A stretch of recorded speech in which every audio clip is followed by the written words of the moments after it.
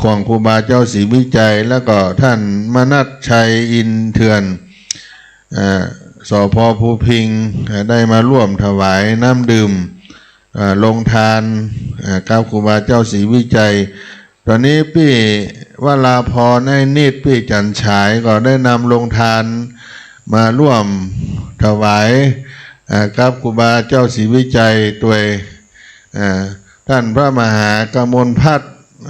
จากวัดศรีโสดาก็ลงมาแล้วได้เอาญาติโยมมาตั้งลงทานก๋วยเตี๋ยวจาก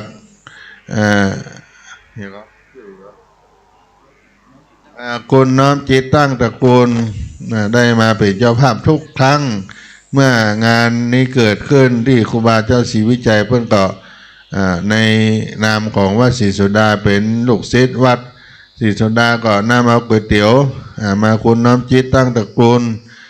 ได้นำก๋วยเตี๋ยวมาก็แถมหลายๆโรงทานที่ได้ประกาศชื่อไป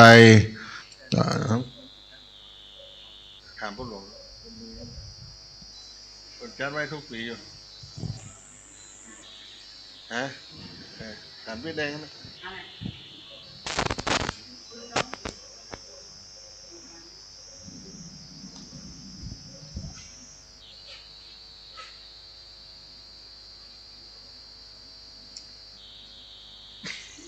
มีอะไรเพื่อนตั้งเต้นเอาตรงไหนนะได้นำเอาโรงทานมาก็เอามาตั้งได้เลยเนอะเพราะว่าได้จัดเตรียมเต็นท์เอาไว้ต้อนรับญาติโยมทั้งหลายแล้วก็เป็นโรงทานที่ถือว่าเขาได้เป็นลูกศิษย์เป็นขโยมท่านเจ้าครูบาศรีวิจัยย้อนอดีตไปเมื่อ89 ปีครั้งเมื่อครูบาเจ้าได้ยังมีชีวิตอยู่ได้มาเป็นเก้าเป็นกันในการสร้างตังขึ้นโดยสุเทพตลอดถึงผู้ครองนครเชียงใหม่ท่านพลตรีเจ้าแก้วนวรัตน์และก็หลวงศรีประกาศเท่าแก่โง่ตลอดถึงพุทธศาสนิกชนเป็นพ่อค้าพาณิชย์หลายท่านหลายคนก็ได้มาร่วมในเหตุการณ์ในวันนั้นวันที่9 พฤศจิกายน 2477ที่ล่วงพ้นผ่านมาเป็นเวลา89 ปีวันนี้ก็มาหวนรำลึกไปเมื่ออดีตที่ครูบาเจ้าได้เป็นเก้าเป็นกันก็มารำลึกถึงพระคุณอันยิ่งใหญ่ไพศาลที่จะเกิดทางเส้นนี้ขึ้นมาพุทธศาสนิกชนตลอดถึงคนดังหลายได้ขึ้นไปนมัสการพระบรมธาตุเจ้าดอยสุเทพโดยสะดวกสบายมาจนถึงปัจจุบันทุกวันนี้ก็มีเหตุการณ์อันเป็นประวัติศาสตร์ในวันที่9 พฤศจิกายน 2477เป็นต้นมา89 ปีล่วงแล้วผ่านมา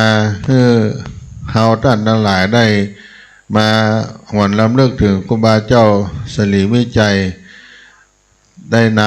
ำพุทธศาสนิกชนได้สร้างต่างขึ้นดอยสุเทพในด้านหน้าขวงอนุสาวรีย์ครูบาเจ้านั้นก็มีการถวายสักการะบูชาด้วยอัฐปริขารโภชนะอาหารนาต่างๆและเครื่องสักการะครูบาเจ้าศรีวิจัยด้านหน้าและเครื่องถวายสักการะเจ้าแก้วนวรัตน์เจ้าผู้ครองนครเชียงใหม่คณะกรรมการศรัทธาประชาชนก็ได้เตรียมเป็นการปูชากุลนำลึกถึงทั้งสองท่านที่เป็นเก้าเป็นกันในฝ่ายสงฆ์ฝ่ายบ้านเมืองตลอดถึงครูบาเทิมที่เป็นอดีตเจ้าวาดวัดพระธาตุเจ้าดอยสุเทพวัดแสนฝางใน มาเป็นก้าวเป็นการให้ในการงานครั้งนี้ได้สำเร็จเสร็จสิ้นไปในเวลา5 เดือนครับ22 วันในการสร้างทางขึ้นดอยสุเทพระยะเส้นทางก็ประมาณ12 กิโลเมตรโดยประมาณตั้งแต่องค์อนุสาวรีย์ครูบาเจ้าศรีวิจัยนี้ขึ้นไปถึงวัดพระบรมธาตุเจ้าดอยสุเทพตอนนี้ถ้าหากญาติโยมได้นำเอาอาหารบิณฑบาตมาก็เจริญพรเชิญชวนเอามาตั้งไว้ในที่โต๊ะซึ่งคณะกรรมการได้ตั้งโต๊ะเอาไว้ต้อนรับพุทธศาสนิกชนทุกหมู่เหล่าบอกว่ามาจากที่ไหนตั้งใดมาถึงแล้วก็เอาเชิญเอาอาหารบิณฑบาตมาตั้งไว้ที่โต๊ะด้านหน้าอนุสาวรีย์ครูบาเจ้าศรีวิจัยเพื่อจะได้ใส่บาตรคณะสงฆ์จะได้โปรดเมตตามารับอาหารบิณฑบาตกับญาติโยมทั้งหลายซึ่งมีท่านผู้ว่าราชการจังหวัดเชียงใหม่ได้มาเป็นเก้าเป็นกันในการทำบุญตักบาตรในโอกาสครบรอบ89 ปีการสร้างทางขึ้นวัดพระธาตุเจ้าดอยสุเทพที่จะได้ทำบุญในเช้าวันนี้และได้ถวายบูชาต่อครูบาเจ้าศรีวิจัยนักบุญแห่งล้านนาไทยซึ่งเป็นผู้สถาปนาวัดสลีโสดาพระอารามหลวงนี้ขึ้นไว้ในพระพุทธศาสนาในนามของคณะสงฆ์วัดสลีโสดาพระอารามหลวงซึ่งมีพระเดชพระคุณพระธรรมวชิรโกศลที่ปรึกษาเจ้าคณะภาค7เจ้าอาวาสวัดสลีโสดาพระอารามหลวงได้โปรดเมตตาให้คณะสงฆ์ได้มาร่วมด้วยช่วยกันในฝ่ายสงฆ์ฝ่ายฆราวาสก็มีกองทุนน้อมรำลึกครูบาเจ้าศรีวิจัยปีนี้ก็ได้ตั้งปณิธานสร้างบันไดนาคถวายให้กับวัดสลีโสดาด้านหลังอนุสาวรีย์ครูบาเจ้าศรีวิจัยซึ่งกำลังดำเนินการในเรื่องโครงสร้างในเรื่องแบบแปลนที่จะได้เป็นบันไดสวรรค์ด้านหลังครูบาเจ้าศรีวิจัยแห่งนี้มีศิลปะแบบล้านนาไทยก็จะเป็นเจ้าภาพโดยประมาณก็3 ล้านขึ้นไปประมาณ3 ล้านบาทขึ้นเจริญพรเนอร์ญาติโยมที่ได้มาร่วมกันบางทีก็มาได้ตักได้ถามกันถ้าใครจะมาบอกชื่อบอกนามกับมาที่ท่านพระครูนี่เนอะเพราะว่าบางทีก็ลืมกันไปปีในป้ากันเตื้อได้มาใส่บาตรก็เอาอาหารมาตั้งมารับรองใครมีดอกไม้ธูปเทียนจะใส่ขันแก้วทั้ง3ก็มาด้านในเนอะที่หน้าโต๊ะหมู่บูชามีขันแก้วทั้ง3ขันศีลขันน้ำตาลมีดอกไม้มีธูปมีเทียนก็เอามาใส่ด้านหน้าเป็นอามิสบูชาในขวงครูบาเจ้าศรีวิจัยแห่งนี้ก็เป็นการต้อนรับพุทธศาสนิกชนทั้งหลายที่ได้เดินทางมาได้น้อมนำเอาภัตตาหารข้าวหวานลงทานคนน้อมจิตตั้งตระกูลพรีมาดอนน่าคลินิกเอาก๋วยเตี๋ยวมาถวายก็ติดต่อสถานที่ซึ่งมี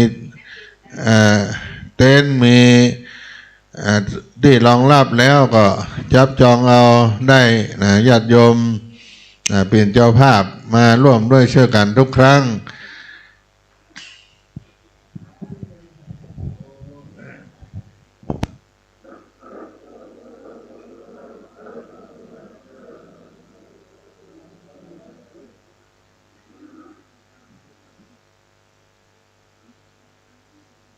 เ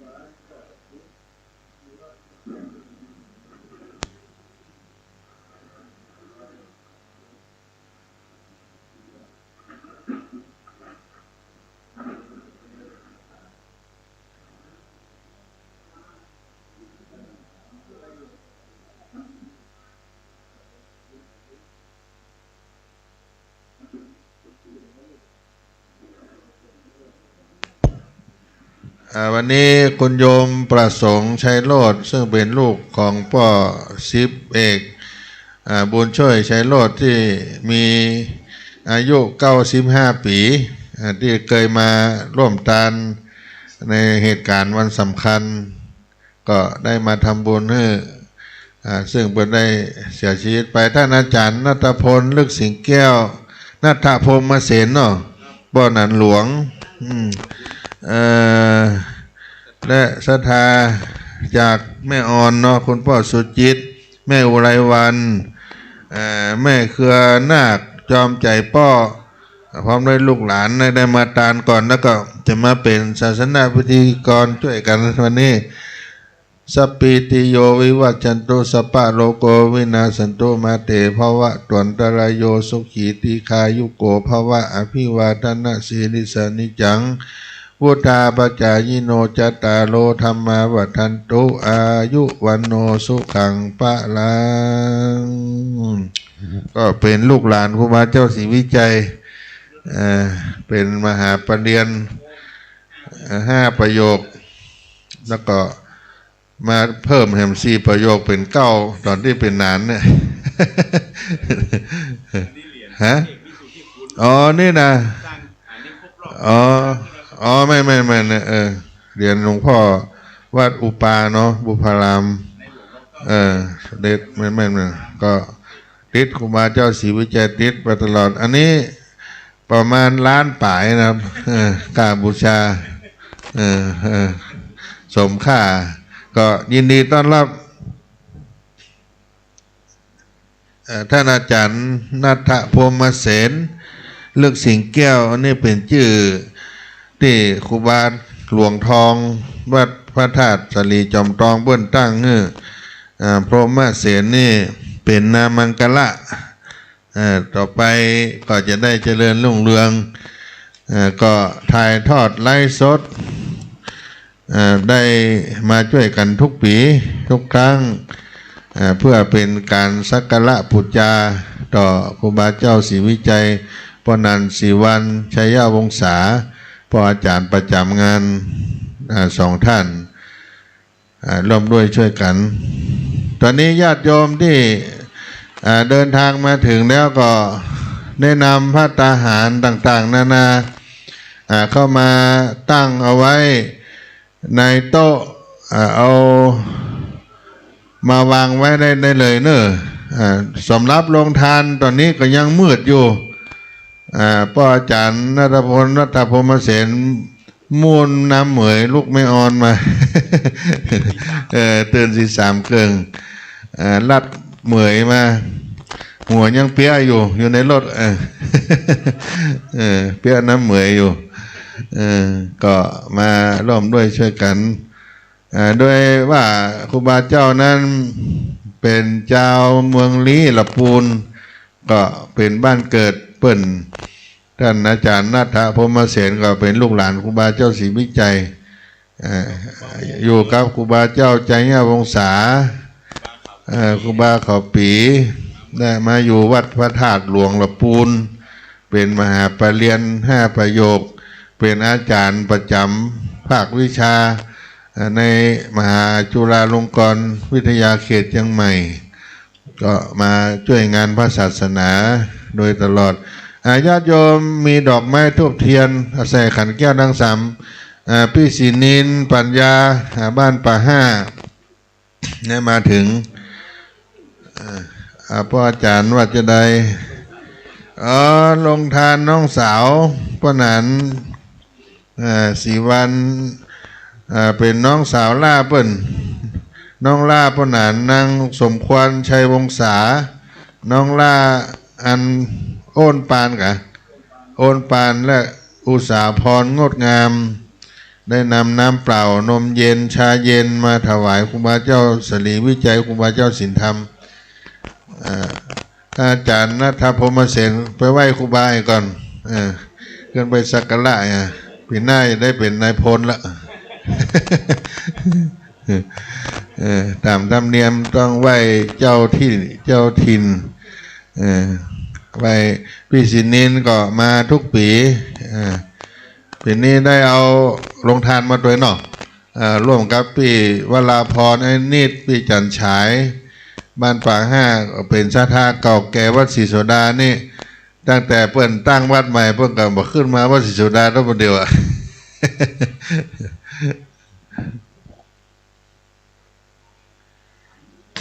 เริ่มด้วยช่วยกันเนอะถ้าหากว่าญาติโยมมาถึงแล้ว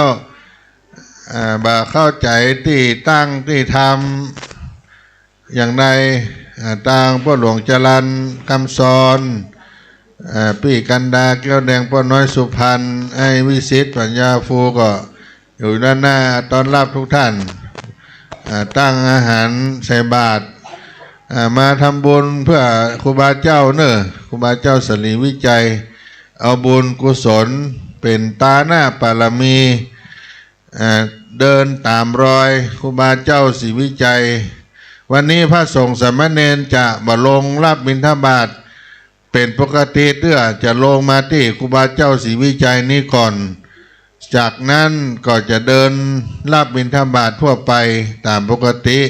เราจะตักบาตรเป็นวงเวียนล้อมรอบองค์อนุสาวรีย์ครูบาเจ้าศรีวิจัยหลังจากใส่บาตรที่นี่เสร็จพระภิกษุสามเณรที่จะลงไปรับบิณฑบาตที่ญาติโยมมาล่ามาลุนก็จะตั้งแต่ถนนสายบุญสายวัฒนธรรมนี้ลงไปถึงหน้ามหาวิทยาลัยเชียงใหม่ก็จะมีญาติโยมมาจากต่างๆที่อื่นก็จะมาใส่บาตรไปในส่วนนี้ถ้าหากว่าญาติโยมได้เดินทางมาถึงในขวงครูบาเจ้าศรีวิจัยก็นำเอาผ้าตาหารบิณฑบาตมาตั้งเอาไว้ที่โต๊ะเอาไว้รองรับพุทธศาสนิกชนทั้งหลายที่เพิ่นได้มีเจตนาวันนี้เป็นวันเกิดถนนดอยสุเทพเป็นวันปฐมฤกษ์สร้างตางขึ้นดอยสุเทพถนนสายนี้เรียกว่าถนนสลีวิจัยอนุสรณ์ได้รำลึกถึงครูบาเจ้าสลีวิจัยเมื่อ89ปีที่เปิ้นได้มาเป็นเก้าเป็นกันนั่งนักต้อนรับมหาชนทั้งหลายแล้วก็ได้สร้างขึ้นวัดขึ้นแห่ง3วัดคือวัดสลีโสดาวัดสกิตากาวัดอนากาถือเอาวัดพระบรมธาตุเจ้าดอยสุเทพเป็นอรหันตาเป็นมรรคาแห่งอริยบุคคล4จำพวกที่จะได้เข้าไปถึงนิพพานโดยสายทางธรรมได้สายทางโลกก็มีถนนเส้นนี้เอาไว้ต้อนรับพี่น้องเดินทางไปจากที่ต่างๆเพราะฉะนั้นสายธรรมสายกุศลสายบุญสายวัฒนธรรมถนนเส้นนี้ก็ไปถึงขวงครูบาเจ้าศรีวิจัยนี่ไปถึงหน้ามหาวิทยาลัยเชียงใหม่ก็จะมีพระภิกษุสามเณรที่ได้รับบิณฑบาต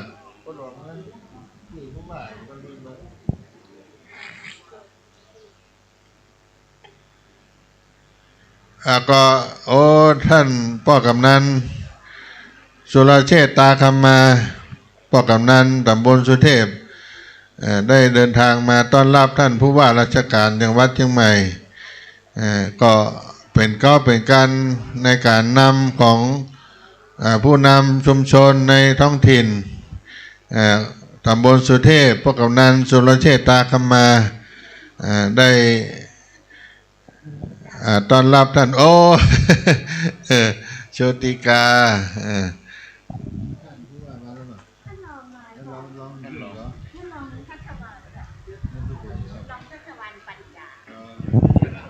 ท่านขอต้อนรับท่านรองชัชวาลปัญญาได้ปฏิบัติหน้าที่ผู้ว่าราชการจังหวัดเชียงใหม่ได้เดินทางมาถึงแล้วก็จะได้มาเป็นประธานท่านรองชัชวาลปัญญาพ่อกำนันสุรเชษฐ์ตาคำมาได้ต้อนรับท่านผู้ว่าเป็นการทำบุญในเจ้าวันนี้ก็มอบหมายพี่น้องศรัทธาประชาชน นั่นเนาะ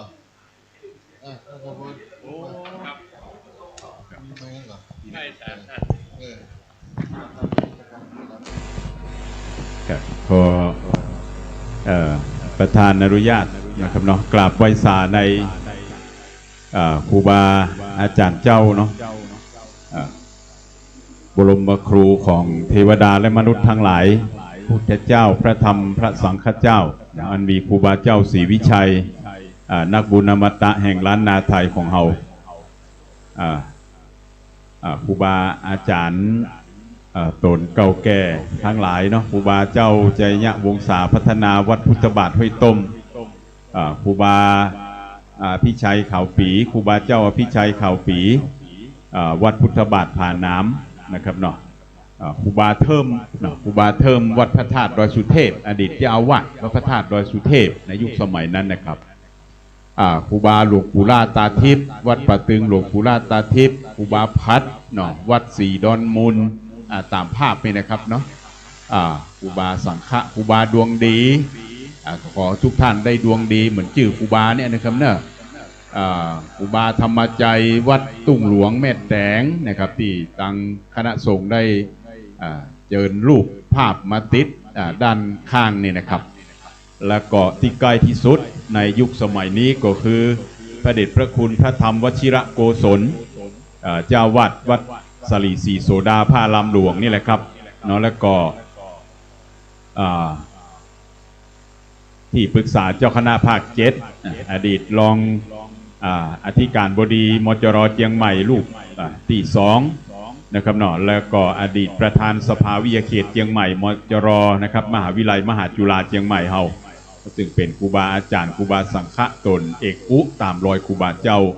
ได้โปรดภายเมตตาหน้าบุญนะครับเนาะไปถึงพระเดชพระคุณพระธรรมเสนาบดีรองเจ้าคณะภาค7อธิบดีสงฆ์วัดพระบรมธาตุเจ้าเนาะวัดพระธาตุดอยสุเทพราชวรวิหารพระลำหลวงชั้นโทนะครับ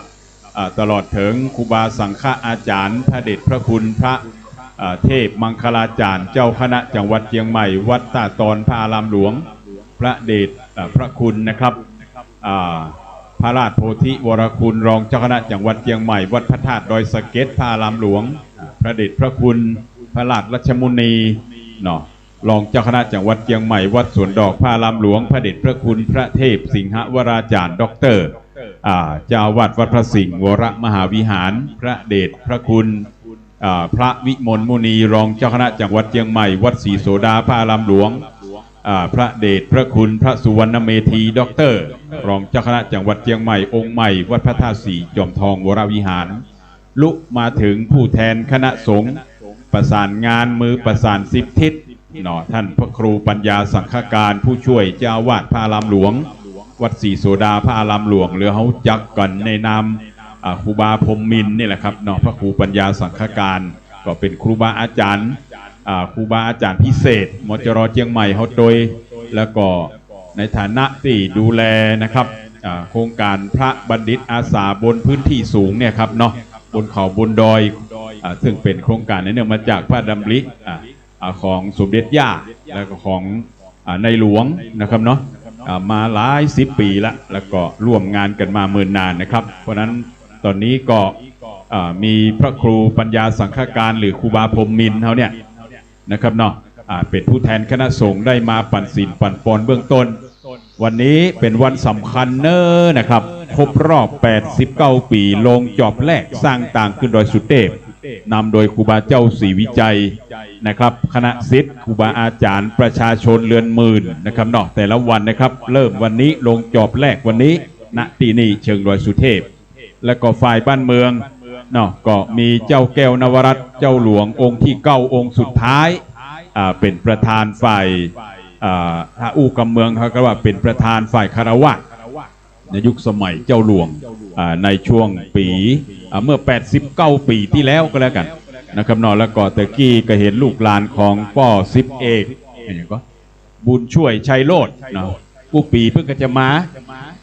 าแต่ว่าปีนี้อาจจะอายุเปิ้นก็เท่าไหร่นี่96สร้างต่างขึ้นโดยสุเทพนี่89 ปีนะครับ อันนี้อายุ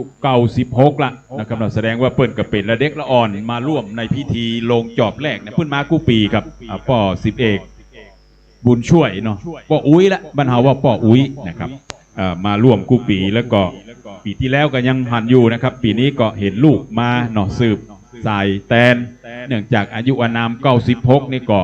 อาจจะออกจากบ้านจากจองลูกหลานก็บอกค่อยออกเนาะลำบากอย่างต่างๆนะครับอย่างที่เราเข้าใจเนื่องจากเป็นผู้สูงอายุเสี่ยงบุญไปแล้วโอ้นะครับได้เจือน้ำมันก็ได้บุญตัวกันเด้อนะครับผู้ปีเขาก็บอกได้รับทราบผมนะครับเนาะโอ้นะครับแปลว่าถึงแก่กรรมไปแล้วนะครับเปิ่น9 ปีแล้วปีนี้ครับได้ยังบ่ถึงปีเตื้อยเนาะครับตีเสี่ยงบุญไปบรรเทาว่าเสี่ยงบุญก็คือถึงแก่กรรมไปที่อายุ96 ปีโอ้นะครับบุญกินบุญตาเนอะป่อ10 เอกนะครับเนอะที่ได้ร่วมสร้างต่างขึ้นโดยสุเทพแล้วก็มาเล่าให้ลูกหลานได้ฟังใครจะมาร่วมนะครับเนอะในการทำบุญตักบาตรพระสงฆ์289 รูปจากวัดศรีโสดาพระลำหลวงและบริเวณใกล้เคียงจะออกบิณฑบาตก็ประมาณ6:29นาทีเนอะก็เอาอาหารและบิณฑบาตที่ท่านมีกำลังอยู่จะ3 ชุด 9 ชุด 7 ชุดอย่างก็แล้วแต่เนาะหรือตามกำลังของท่านนะครับก็เอาตั้งไว้ที่โต๊ะเนาะตีตั้งคณะกรรมการตั้งแม่หลวงพ่อหลวงลูกศิษย์ลูกโยมครูบาเจ้าศรีวิจัยได้ตั้ง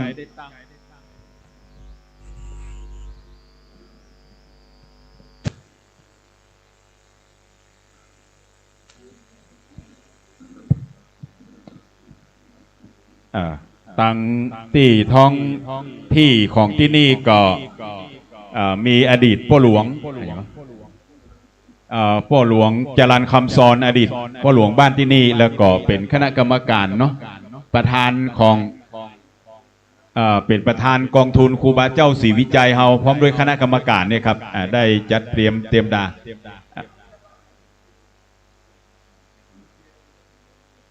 แล้วก็เราจะได้ทำบุญตักบาตรกันก่อนที่จะได้อาราธนาจะได้ไหว้พระหับศีลนำปูจาเนาะพุทธเจ้าพระธรรมพระสังฆเจ้านำปูจาครูบาเจ้าศรีวิจัยเนี่ยก็ได้อาราธนาพระครูปัญญาสังฆการผู้ช่วยเจ้าวาดพระลำหลวงเป็นผู้แทนคณะสงฆ์ได้นำเฮาตั้งหลายแล้วก็ในช่วงนี้นะครับเนี่ยก็ขอประชาสัมพันธ์พี่น้องประชาชนที่อยู่ทางบ้านทางจอง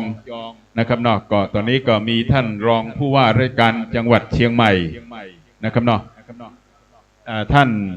รองชัชวาลปัญญารองผู้ว่าราชการจังหวัดเชียงใหม่นะครับปฏิบัติหน้าที่ราชการแทนท่านนิรัตพงศ์สิทธิถาวรท่านผู้ว่าราชการจังหวัดเชียงใหม่เนาะเป็นประธานพิธีฝ่ายคฤหัสถ์ท่านก็เดินทางมาพร้อมคณะแต่เช้านะครับแต่เช้าตรู่เลยทีเดียวตื่นแต่เช้าเหมือนเราท่านทั้งหลายนี่แหละครับท่านก็เป็นนักศีลนักบุญเนอะท่านรองชัชวาลปัญญารองผู้ว่าราชการจังหวัดเชียงใหม่ประธานพิธีฝ่ายคฤหัสถ์ในภาคเช้าวันนี้ณที่นะครับอนุสาวรีย์ครูบาเจ้าศรีวิชัยเชิงดอยสุเทพนอกจากนั้นก็จะมีพ่อกำนันสุรเชษตาคำมาพ่อกำนันตำบลสุเทพอำเภอเมืองเชียงใหม่เฮาเนาะในนามท้องถิ่นเฮาก็ได้ทำการต้อนรับท่านรองผู้ว่าราชการจังหวัดเชียงใหม่ท่านรองชัชวาลปัญญาประธานพิธีฝ่ายคฤหัสถ์ในภาคเช้าในวันนี้ทั้งพิธีทำบุญตักบาตรพิธีเจริญพุทธมนต์นะครับเนาะแล้วก็พิธีกราบไหว้สาจุดธูปเทียนบูชาทานศีลภาวนาวิปัสสนากรรมฐานในครูบาเจ้าศรีวิชัยนักบุญอมตะแห่งล้านนาไทยและทางรัฐบาลไทยก็กำลังเสนอชื่อไปยังยูเนสโกนะครับองค์การยูเนสโกเพื่อขอรับรางวัลบุคคลสำคัญของโลกเนื่องในโอกาสครบรอบชาตการ150 ปีในปี 2571 นี้นะครับ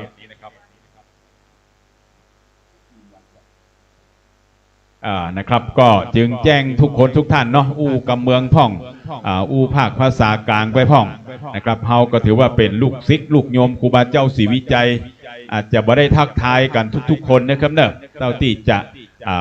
ทักทายกันได้นะครับเนาะใครจะร่วมทำบุญมีจตุปัจจัยเล็กน้อยๆเขียนจื่อใส่ซองเหี่ยแล้วก็เอามาจานที่ ครูบาพรหมมินทร์หรือว่าเนี่ยครับที่พระครูปัญญาสังฆการเนี่ยเพื่อจะปั่นศีลปั่นปอนให้ตั้นนะครับเนาะเพื่อจะได้ร่วมถวายเนี่ยครับแด่พุทธเจ้าพระธรรมพระสังฆเจ้าพระสงฆ์พิธีเนาะเป็นร่วมกิจกรรมบุญเนี่ยกระเจิญทุกท่านครับนอกจากมาร่วมทำบุญตักบาตรแล้วมีจตุปัจจัยที่เราหามาด้วยความทุกข์ยากลำบากเนาะเขาจะทำเป็นเงินเดือนเป็นราชการเป็นเจ้าหน้าที่ของรัฐท้องถิ่นนะครับแล้วก็รับจ้างรับใบเนาะกำเมืองโบราณทั่วไปหาเงินเสาะว่าหาเงินเนี่ยเนาะทุกยากลำบากทุกบาททุกสตางค์ก็มีก้าเขาก็จะมาร่วมทำบุญก็เจิญเนอะเขียนชื่อสกุลของท่านพร้อมครอบครัวลูกหลานแล้วก็เอามาใส่ขันข้าวตอกดอกไม้เนี่ยครับได้ร่วมบุญด้วยกันนะครับนะห้อมบุญด้วยกันคนเล็กคนน้อยเจอเป็นทุนในกองทุนของครูบาเจ้าศรีวิจัยแล้วก็ได้ร่วมทำบุญถวายพุทธเจ้าพระธรรมพระสังฆเจ้าในวันนี้นะครับทุกสิ่งทุกอย่างนี่ก็เป็นเนื้อนาบุญทั้งนั้นเนาะครูบาเจ้าศรีวิจัยที่ได้ชื่อว่าเป็นนักบุญอมตะแห่งล้านนาไทยเนี่ยแม้นะครับพระคุณท่านจะมีชนมายุนะครับเนาะ60 ปี40 พรรษานะครับในชีวิตสมณเพศที่ตามรอยองค์สมเด็จพระสัมมาสัมพุทธเจ้าก็ถือว่าครูบาเจ้าศรีวิชัยได้เป็นแบบอย่างให้กับพระสงฆ์และประชาชนตะกี้ก็เห็นป่อปราโมทสมการด้วยนะครับเนาะคณะกรรมการวัดพระธาตุดอยสุเทพด้วยเนาะวิยุวัดพระธาตุดอยสุเทพด้วยนักบุญผู้ใหญ่ตะกี้ก็เห็นกัมเนอะก็นี่ก็ท่านก็เป็นลูกเสือของเชียงใหม่เขาด้วยเหมือนนี้นะหลายตำแหน่งนะครับเนาะป่อปราโมทสมการนะครับรู้จักมักคุ้นเคารพนับถือกันมาตลอดอยู่แล้วก็ได้เดินทางมาแล้วพาจะมาร่วมทำบุญเนอะนะครับทุกคนทุกท่านครับอีพ่ออีแม่ลูกหลานเฮาก็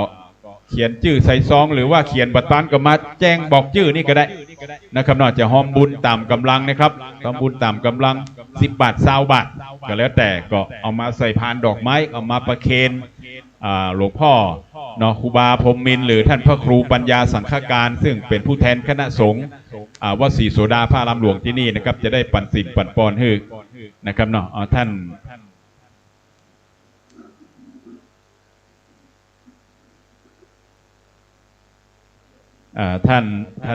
ยศักดิ์แสงสีจันทร์อดีตนายกเทศมนตรีตำบลสุเทพในฐานะขยมเนาะครูบาเจ้าศรีวิจัย ท่านเดินทางมาเป็นประจำอยู่แล้วเนาะท่านก็ได้ช่วยดูแลบ้านเมืองดูแลท้องถิ่นที่นี่มาเมินนานร่วมบุญกันมานานมากแล้วนะครับหลายปีแล้วนะครับเนาะช่วงนี้ก็ขอเชิญชวน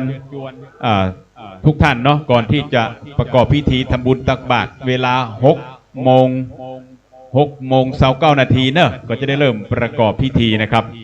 ทำบุญตักบาตรนั้นก่อนนะครับเนาะเดี๋ยวก็จะได้เริ่มเข้าสู่พิธีการก็เหลือเวลาแถมประมาณ20 นาที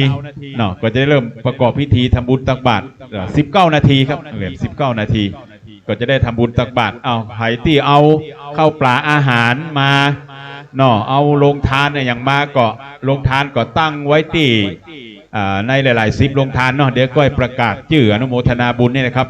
เพราะว่าถ่ายทอดสดออกอากาศแล้วก็ Facebook ไลฟ์สดสถานีวิทยุเครือข่ายไปทั่วโลกอยู่แล้วนะครับเพราะฉะนั้นกับพี่น้องที่ฟังอยู่ต่างบ้านต่างจองบริเวณใกล้เคียงก็ยังมาตันอยู่เนอะจะมาช่วงของทำบุญตักบาตรก็6 โมงเกิงเนี่ย6 โมงเกิงก็เตรียมของทำบุญตักบาตร3 ชุด5 ชุด7 ชุด19 ชุดอย่างก็แล้วแต่ครับแต่พระสงฆ์ที่อาราธนาลงมาพระสงฆ์องค์เนนก็289 รูปจากวัดศรีโสดาพระรามหลวงและวัดใกล้เคียงและก็โรงเรียนสมเด็จพระพุทธชินวงศ์นะครับได้โปรดเมตตาเดินจากบันไดนาคเนี่ยนะบันไดของวัดศรีโสดาเนี่ยลงมาที่นี่6 โมงเกิงนะครับ6 โมงเกิงนำโดยหลวงพ่อท่านพระครูมนูนกิจจานุกิจพระครูมนูนกิจจานุกิจผู้ช่วยเจ้าวาดพระรามหลวงวัดศรีโสดาพระรามหลวงและก็ผู้อำนวยการโรงเรียนสมเด็จพระพุทธชินวงศ์ซึ่งเป็นโรงเรียนพระปริยัติธรรมของสำนักงานพุทธศาสนาแห่งชาตินะครับเนาะที่เปิดการเรียนการสอนมีครูบาอาจารย์มีผู้บริหารมีนักเรียนตึงบนเขาบนดอยตึงข้างล่างข้างบนเนาะมาเรียนที่นี่ก็หลายร้อยรูปนะครับเนาะแล้วก็วัดศรีโสดาเฮา ก็มีการถวายภัตตาหารเป็นประจำอยู่แล้วภายจะตานข้าวสารตานอย่างนะครับจตุปัจจัยที่จะถวายแด่พระสงฆ์องค์เนนของวัดศรีโสดาพระรามหลวงก็ขอเรียนเชิญเด้อถือว่าเขาได้เขียนชื่อเขียนอย่างมาตานที่นี่แม่เชิญครับอีแม่ที่มาถึงแล้วอีปอดที่มาถึงแล้วเขียนบทตานก็เอาปัจจัยมาบอกชื่อเนี่ยเพื่อจะปั่นปอนเนี่ยพี่น้องใจเขาโดยพี่น้องใจเขาก็มีนะครับมาร่วมบุญผมนี่เกิดไปเจียงตุงเลยไปนอนเจียงตุงเมืองลาเนาะ7 คืน 8 วันเนี่ยก็ไปมาแล้วครับก็เหมือนกับพี่น้องเขานี่แหละภาษาไตยองไตขืนปั่นปอนออกอากาศไปตัวเจออนุโมทนาท่านร้อยตำรวจเอกนาทีคุณ4,000 ทองแก้วขัตติยะแม่สมพรอุชาร่วมทำบุญวันครบรอบ89 ปีสร้างต่างขึ้นดอยสุเทพจำนวน700 บาทแล้วก็ปากกาก็ประชาสัมพันธ์ท่านอาจารย์ณัฐพรหมเสนศาสนาพิธีกรผู้มาเป็นลูกศิษย์ครูบาเจ้าศรีวิจัยตอนนี้ญาติโยมนำภัตตาหารมาก็เอามาตั้งที่โต๊ะซึ่งเอาไว้ต้อนรับทุกท่านโต๊ะตั้งภัตตาหารใส่บาตรเขาจะเริ่มตักบาตรเป็นพิธีโดยท่านผู้ว่าราชการจังหวัดเชียงใหม่ได้มอบหมายให้ท่านชัชวาลปัญญารองผู้ว่าราชการปฏิบัติหน้าที่ในงานวันนี้ตอนนี้ท่านมาถึงบริเวณสถานที่แล้วยืนอยู่ด้านหน้าถ้าท่านใดจะตักจะถามจะมามาจากกับท่านรองผู้ว่าก็มาที่ด้านหน้าปอกกำนันสุรเชษฐ์ตาคมาท่านนายกธัญศักดิ์แสงสีจันทร์อดีตนายกเทศมนตรีเทศบาลตำบลสุเทพก็มาเป็นขยมครูบาเจ้าศรีวิจัยด้านหน้านำภัตตาหารมาแล้วออกมาวางไว้ที่บนโต๊ะล้อมรอบองค์อนุสาวรีย์ครูบาเจ้าศรีวิจัยตอนนี้พี่น้องจากสระปีเนาะคุณนวพรเสนีวงศ์ณอยุธยาคุณสศิพิมลจุพรแล้วก็นวราชเชื้อแก้วชนิดนันพันมหาคุณสมพรคุณแม่สมพรอุชาและร้อยตำรวจเอกนาทีคุณ4,000 ทองแก้วขัตติยะสปิติโยวิวัชชันตุสัพพะโรโกวินาสันตุมาเตภวัตวันตรายโยสุขีตีคายุโกภวะอภิวาทนาสีนิสานิจังพุทธาปัจจายโนจัตตาโลธรรมาวัฏันตุอายุวันโนสุขังพลังด้วยกรรมกรรมภาธนาเจ้ามูลศรัทธาท่านทั้งหลายได้มาถวายน้อมปุจจาตานถึงแก่ครูบาเจ้าสลีวิจัยในวันครบรอบ89 ปีสร้างต่างขึ้นดอยสุเทพในวันนี้วันที่9 พฤศจิกายนหากได้มีกรรมกรรมภาธนาด้วยภาการใดฉันใดดังอันก็ดี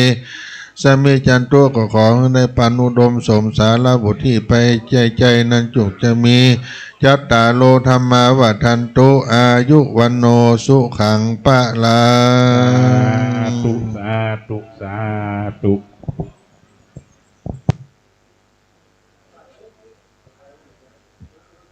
ใครที่จะมาร่วมจะทำบุญเจริญเน้อนะครับมาด้วยจตุปัจจัยที่ท่านหาด้วยความทุกข์ยากลำบากโมทนาบุญกับปอดเลยนะครับเน้อครับผมเพราะว่าก็เจอนะครับเน้อมานำจตุปัจจัยตามกำลังของท่านครับ10 บาทเอาซองครับเพื่อนเดี๋ยวพ่อหลวงพ่อหลวงขอซองในคณะกรรมการเขาเนี่ยเขียนซองเห็นหน่อยครับเพื่อจะได้น้อมตาเนี่ยมาเจิญมาครับเพราะว่าเขามาร่วมบุญในเรือแฮม15 นาที14 นาทีเนอะก็จะได้เริ่มพิธีแล้วนะครับเริ่มพิธีทำบุญตักบาตรช่วงนี้ก็เชิญชวนมาหอมบุญดังหน้าครับเขียนชื่อฮะประกาศของพระอาจารย์เขียนก็ได้เขียนชื่อฮะตามกำลังของท่านมาใส่ซองแล้วก็มาประเคนเพื่อจะได้ปั่นปอนเหลือเวลาแฮม10 นาทีแล้วกันเนาะ 10 นาทีก็จะได้เริ่มประกอบพิธีแล้วนะครับเดี๋ยวจะได้โยงเข้าบาทโยงอย่างอยู่นะครับเนาะเหลือ10 นาทีครับใครจะมาตานร่วมบุญนะตามกำลังของพ่อของแม่ลูกหลาน10 บาท20 บาทมาทางนี้ครับทำบุญนี่บ่ต้องอายเนอะมาตานเพื่ออุทิศส่วนบุญกุศลน้อมถวายครูบาเจ้าศรีวิจัยบรรพบุรุษครูบาอาจารย์ทั้งหลายเนาะพ่อแม่บิดรมารดาที่เขาได้คืนทางสะดวกเนี่ยก็บุญบารมีครูบาเจ้าศรีวิจัยเนาะประชาชนเรือนหมื่นแต่ละวันในการลงจอบลงเสียมเนี่ยเพิ่นวัสดุอุปกรณ์เพิ่นบ่มียังบ่เดียวนะสมัยนั้นน่ะจะขึ้นไปกราบไหว้สาพระบรมธาตุเจ้าดอยสุเทพยากแต่ยากว่ายนะเจิดประเคนทั้งนี้แล้วก็ท่านพระครูปัญญาสังฆการจะได้ปั่นปอนแตนคณะสงฆ์ท่านเสาแก้วพายุเหมือนกันแม่นะเนาะแม่เนาะนะครับอันนี้เพิ่นเมื่อก่อนก็เป็นประธานกลุ่มหนุ่มสาวเชียงใหม่ปัจจุบันก็หลายบทบาทหลายตำแหน่งพุ่นมากุปีครับนะท่านเสาแก้วพายุเนาะสาธุบุญด้วยนะครับเอามาประเคนทั้งนี้พร้อมกันทั้งนี้ครับ10 บาท20 บาทมาเลยแม่มาเลยแม่มาเลยครับก็ลูกกระหลานมาเลยเดี๋ยวเพื่อจะได้ปั่นปอนฮับปอนจากท่านพระครูมาเลยครับอีแม่อยู่ไกลกว่านี่เอาซองมาตั้งนี้ครับเนาะมาตั้งเขียนใส่ซองเนี่ยเอาซองดังคณะกรรมการพ่อหลวงและคณะกรรมการเฮาช่วยดูซองให้เพื่อนหน่อยเด้อจะใส่ซองปัจจัยแล้วก็มาประเคนท่านพระครูปัญญาสังฆการจะได้ร่วมเป็นกองทุนบุญเขาเนี่ยเนาะตามรอยครูบาเจ้าศรีวิจัยถือว่าครูบาเจ้าศรีวิจัยนี่สุดล้ำเลิศเนาะถ้าเอาชื่อพระสงฆ์ในประเทศไทยเขานะภาคเหนือเป็นแบบก็คือครูบาเจ้าศรีวิจัยนี่แหละภาคอีสานก็หลวงปู่มั่นพุทธิรัตโตภาคกลางก็สมเด็จพุทธาจารย์โตพรหมรังสีภาคใต้ก็หลวงปู่ทวดเหยียบน้ำทะเลจืดวัดช่างให้นั่นแหละเนาะเนี่ยครูบาสังฆะที่เปิ้นประพฤติดีปฏิบัติชอบเป็นแบบฉบับเป็นแพทเทิร์นเนาะเป็นไอดอลนั่นแหละเนาะแล้วก็ทางรัฐบาลไทยตั้งแต่ยุคสมัยท่านพลเอกประยุทธ์จันทร์โอชาอดีตนายกรัฐมนตรีเนาะท่านก็เดินทางมาประชุมที่วัดพระธาตุดอยสุเทพพร้อมคณะสงฆ์ได้เสนอชื่อครูบาเจ้าศรีวิชัยเนี่ยให้เป็นบุคคลสำคัญของโลกไปยังองค์การยูเนสโกหรือองค์การสหประชาชาตินั่นแหละครับครับผมเดี๋ยวแฮม7-8 นาทีครับใครจะใส่ซองตามกำลังมาตั้งผมนี่ครับเนาะขออนุญาตครับถ้าเขาบ่ยืนเห็นหน่อยก็บ่เห็นมาตั้งนี้ครับขอโอกาสญาติโยมตอนนี้ท่านรองผู้ว่าราชการจังหวัดเชียงใหม่ท่านชัชวาลปัญญาประธานในฝ่ายฆราวาสได้มาต้อนรับญาติโยมก่อนเขาก็จะขอเวลาสัก5 นาทีขอเชิญญาติโยมได้มาตั้งพระทหารที่จะได้ใส่บาตรในเจ้าวันนี้ซึ่งได้เตรียมโต๊ะตอนนี้คณะสงฆ์วัดศรีโสดาก็พร้อมที่ควงแก้วทั้ง3วัดศรีโสดาแล้วพร้อมที่จะลงมาแต่ว่าขอรอญาติโยมสักกรรมซึ่งบางทีก็เดินทางมาจราจรอาจจะติดขัดเล็กๆน้อยๆถ้าหากว่าท่านทั้งหลายมาถึงแล้วขอมายืนด้านหน้าเราจะพร้อมกันใส่บาตรเนอะมายืนด้านหน้าพระทหารได้เลยเชิญทุกท่านได้ด้านหน้าส่วนท่านรองผู้ว่าก็จะอยู่ด้านหน้าการถวายเครื่องสักการะตอนนี้ท่านร้อยตำรวจเอกจันวินตามกุลและน้องนุ่นธนาพรนลินนางอุตสางดงามพร้อมด้วยญาติโยมได้มาทำบุญเนอะสปีติโยวิวัจจันตุสปะโลโกวินาสันตุมาเตเพราะว่าตนตรายโยสุขีติคายุโกภวะอภิวาทนาสีนิสานิจังพุทธาปัจจายโนจัตตาโลธรรมาวัฏันติอายุวันโนสุขังปะลัง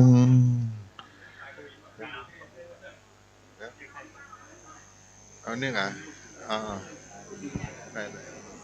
ถ้าภายเลยแฮม2-3 นาทีครับจะได้เริ่มพิธีนะครับเนาะภายผมมีประกาศ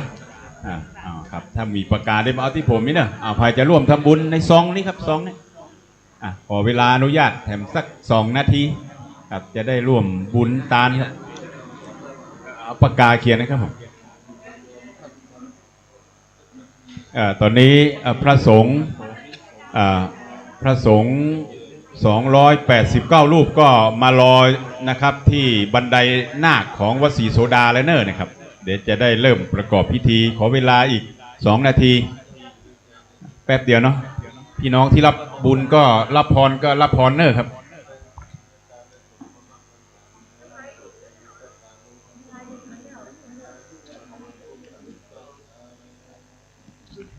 ส่วนภาพที่ผมถ่ายท่านก็ได้ดูในของผมนะครับนัดพรมเสนนี่ก็ได้เนาะเดี๋ยวเจอใน Facebook นี่แหละหรือของพระครูปัญญาสังฆการนี่ก็ได้หรือของวัดศรีโสดานี่ก็ได้เนี่ยเป็นภาพเนี่ยเนอะครับโมทนาบุญกับทุกท่านครับเชิญทุกท่านได้ไปอยู่ที่โต๊ะทำบุญตักบาตรนี่นะครับเนาะขอบคุณผู้สื่อข่าวทุกสำนักนะครับทุกสำนักครับไปอยู่ที่โต๊ะอาหารของท่านเนาะโมทนาบุญที่ท่านมาร่วมกินร่วมทานด้วยกัน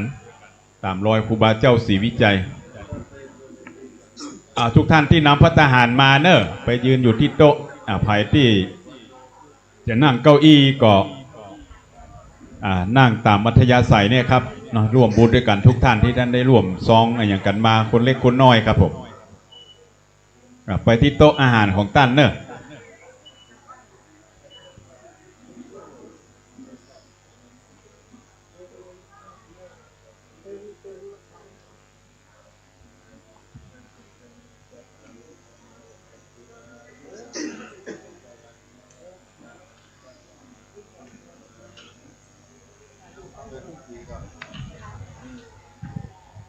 ครับ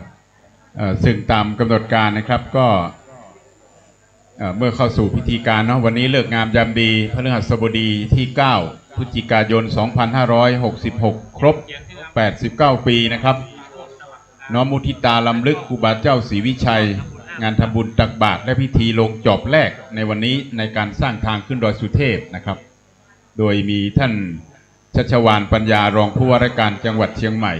เป็นประธานในพิธีนะครับเนาะอาจจะได้ครับ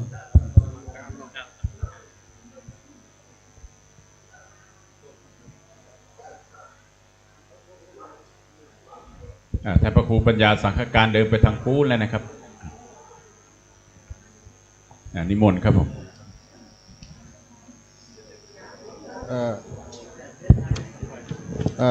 ตอนนี้ขอทุกท่านได้มาพร้อมกันด้านหน้าซึ่งท่านชัชวาลปัญญาท่านประธานในพิธีจะได้ประกอบพิธีทำบุญตอนนี้เชิญทุกท่านเข้ามาด้านหน้าเนอะด้านหน้าท่านรองผู้ว่าราชการจังหวัดเชียงใหม่จะได้เป็นประธานจุดเทียนถวายสักการะก็ขอเจริญพรทุกท่านได้มาด้านหน้าได้เลยเนอะมาด้านท่านประโมทสมการได้ร่วมทำบุญกับครูบาเจ้าศรีวิจัยพระหลวงเชิญท่านรองมาด้านหน้าเนอะเชิญท่านรองมาด้านหน้าญาติโยมทุกท่านหันหน้ามาทางองค์อนุสาวรีย์ครูบาเจ้าศรีวิจัยหันหน้ามาทางนี้เนอะเขาจะได้นมัสการองค์อนุสาวรีย์ท่านครูบาเจ้าศรีวิจัยเพราะก่อนนั้นเชิญท่านรองด้านหน้าเนอะท่านรองด้านหน้าหันหน้ามาด้านนี้เนอะท่านรองจะได้จุดเทียนทูปถวายสักการะองค์อนุสาวรีย์ครูบาเจ้าศรีวิจัยก็เจริญพรพ่อกำนันโชรเชษฐ์ตาคำมาได้มอบเทียนชนวนให้กับท่านรองชัชวาลปัญญาทุกท่านได้ประนมมือเนอะได้จุดเครื่องทองน้อยถวายสักการะครูบาเจ้าศรีวิจัยท่านชัชวาลปัญญาปฏิบัติหน้าที่ผู้ว่าราชการจังหวัดเชียงใหม่เป็นประธานฝ่ายฆราวาสในวันนี้ลองจุดเทียนเล่มหนึ่งได้หมดสิจากนั้นจะได้ถวายเครื่องราชสักการะเจ้าแก้วนวรัตน์เจ้าผู้ของนครเชียงใหม่อีกด้านหนึ่งก็เจริญพรตอนนี้ท่านได้ถวายผ้าไตรเครื่องอัฐบริขาร ครูบาเจ้าศรีวิจัยพ่อกำนันสุรเชษฐ์ตาคำมาได้คอยดูแลท่านธัญศักดิ์แสงสีจันทร์อดีตท่านนายกเทศบาลตำบลสุเทพท่านประโมทสมการท่านเสาแก้วพายุด้านซ้ายมือเป็นครูบาเจ้าศรีวิจัยด้านขวามือเป็นเจ้าแก้วนวรัตน์ทุกท่านได้น้อมรำลึกถึงบุรพากษัตริย์ของล้านนาไทยท่านเจ้าแก้วนวรัตน์เจ้าผู้ครองนครเชียงใหม่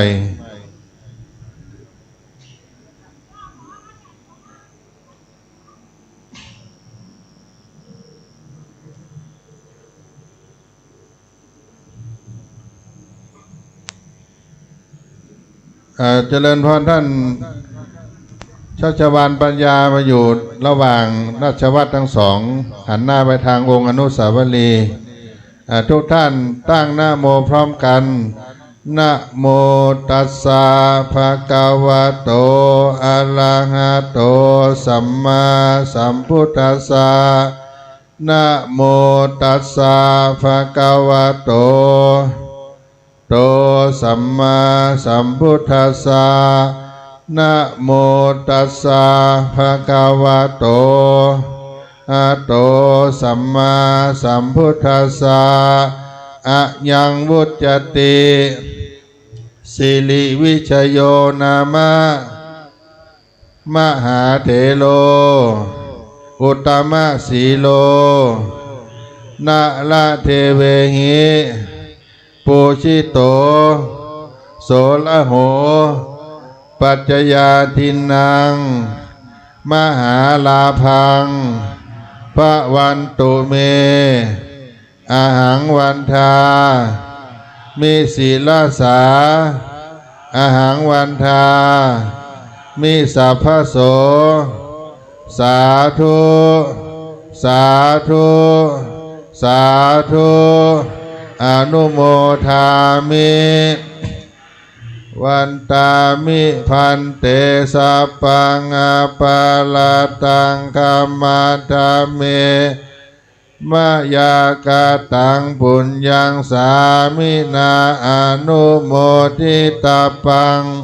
วินากาตังปุญญังไมหังทาตาปังตุสา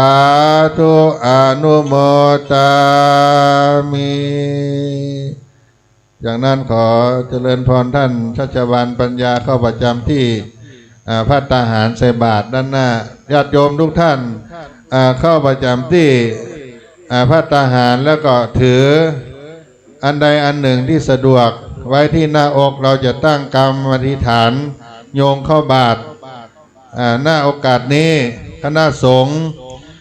วัดสลีโสดาพระอารามหลวงก็จะได้เดินทางลงมาจากวัดสลีโสดาโดยการนำของท่านพระครูมนูนกิจจานุกิจผู้ช่วยเจ้าวาด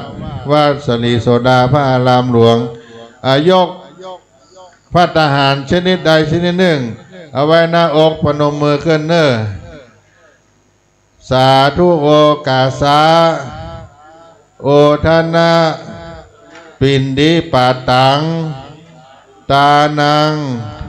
นิปานะปัจจโยหนตุโนนิจังสาธุโอกาสาโอทนะปินดิปาตังตานังนิปานะปัจจโยโหนตุโนนิจังสาธุโอกาสาโอทนะปินดิปาตังตานังนิปานะปัจจโยโหนตุโนนิจังอิมานิมะยังพันเตภัตตานิสัพพะริวาลานิภิกขุสังฆัสสะโอโนชยามะสาธุโนพันเตภิกขุสังโฆอิมานิมะยังพันเตภัตตานิปฏิคันหาตุอ อัมหากังติฆาลตังนิตายะสุขายะข้าแต่พระสงฆ์ผู้เจริญข้าพระเจ้าทั้งหลายขอน้อมถวายภัตตาหารพร้อมทั้งบริวารทั้งหลายเหล่านี้แด่พระสงฆ์ขอพระสงฆ์จงรับภัตตาหารกับทั้งบริวารทั้งหลายเหล่านี้ของข้าพระเจ้าทั้งหลายเพื่อประโยชน์และความสุขแก่ข้าพเจ้าทั้งหลายตลอดกาลนานเทินไหว้สาอาราธนาท่านอาจารย์พระครูมนูนกิจจานุกิจพร้อมคณะสงฆ์จำนวน289รูปได้รับภัตตาหารโดยมีท่านชัชวาลปัญญาท่านรองผู้ว่าราชการจังหวัดเชียงใหม่ประธานฝ่ายฆราวาสพร้อมด้วยคณะศรัทธาญาติโยมพุทธศาสนิกชนอันหมายมีท่านพ่อกำนันสุรเชษฐ์ตาคำมาท่านกำนันตำบลสุเทพท่านธัญศักดิ์แสงสีจันทร์อดีตนายกเทศมนตรีเทศบาลตำบลสุเทพได้ก่อท่านรองนายกเทศมนตรีตำบลสุเทพได้นำศรัทธาประชาชนมีพ่อหลวงจรัญคำสอนแม่หลวงดารุณีมัฐาพันธ์ผู้ใหญ่บ้านน้ำตกในแก้วพ่อกำนันกิติพงษ์นกแก้วตลอดถึงพุทธศาสนิกชนพ่อค้าประชาชนได้พร้อมกันท่านอาจารย์พระครูมนูนกิจจานุกิจท่านพระครูประกาศธรรมานุโยชน์ท่านพระครูวีรศาสตร์ธรรมลงคณะสงฆ์วัดสลีโสดาจำนวน289รูปจะได้รับภัตตาหารบิณฑบาตเจ้าตอนนี้ท่านใดกำลังมาถึง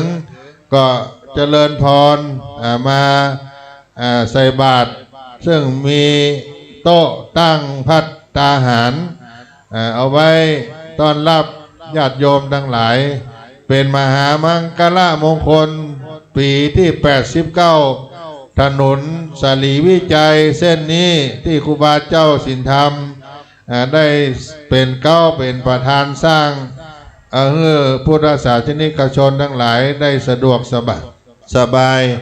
ในการขึ้นดอยสุเทพก็เป็นมังกรครบรอบมงคล89ปีพี่น้องสาธุชนทั้งหลายก็มาทำบุญตักบาตรบางท่านอาจจะครบรอบวันเกิดวันนี้ตัวคนใดเกิดวันที่9/2477ก็อายุ89ไล่กันมาเนอะ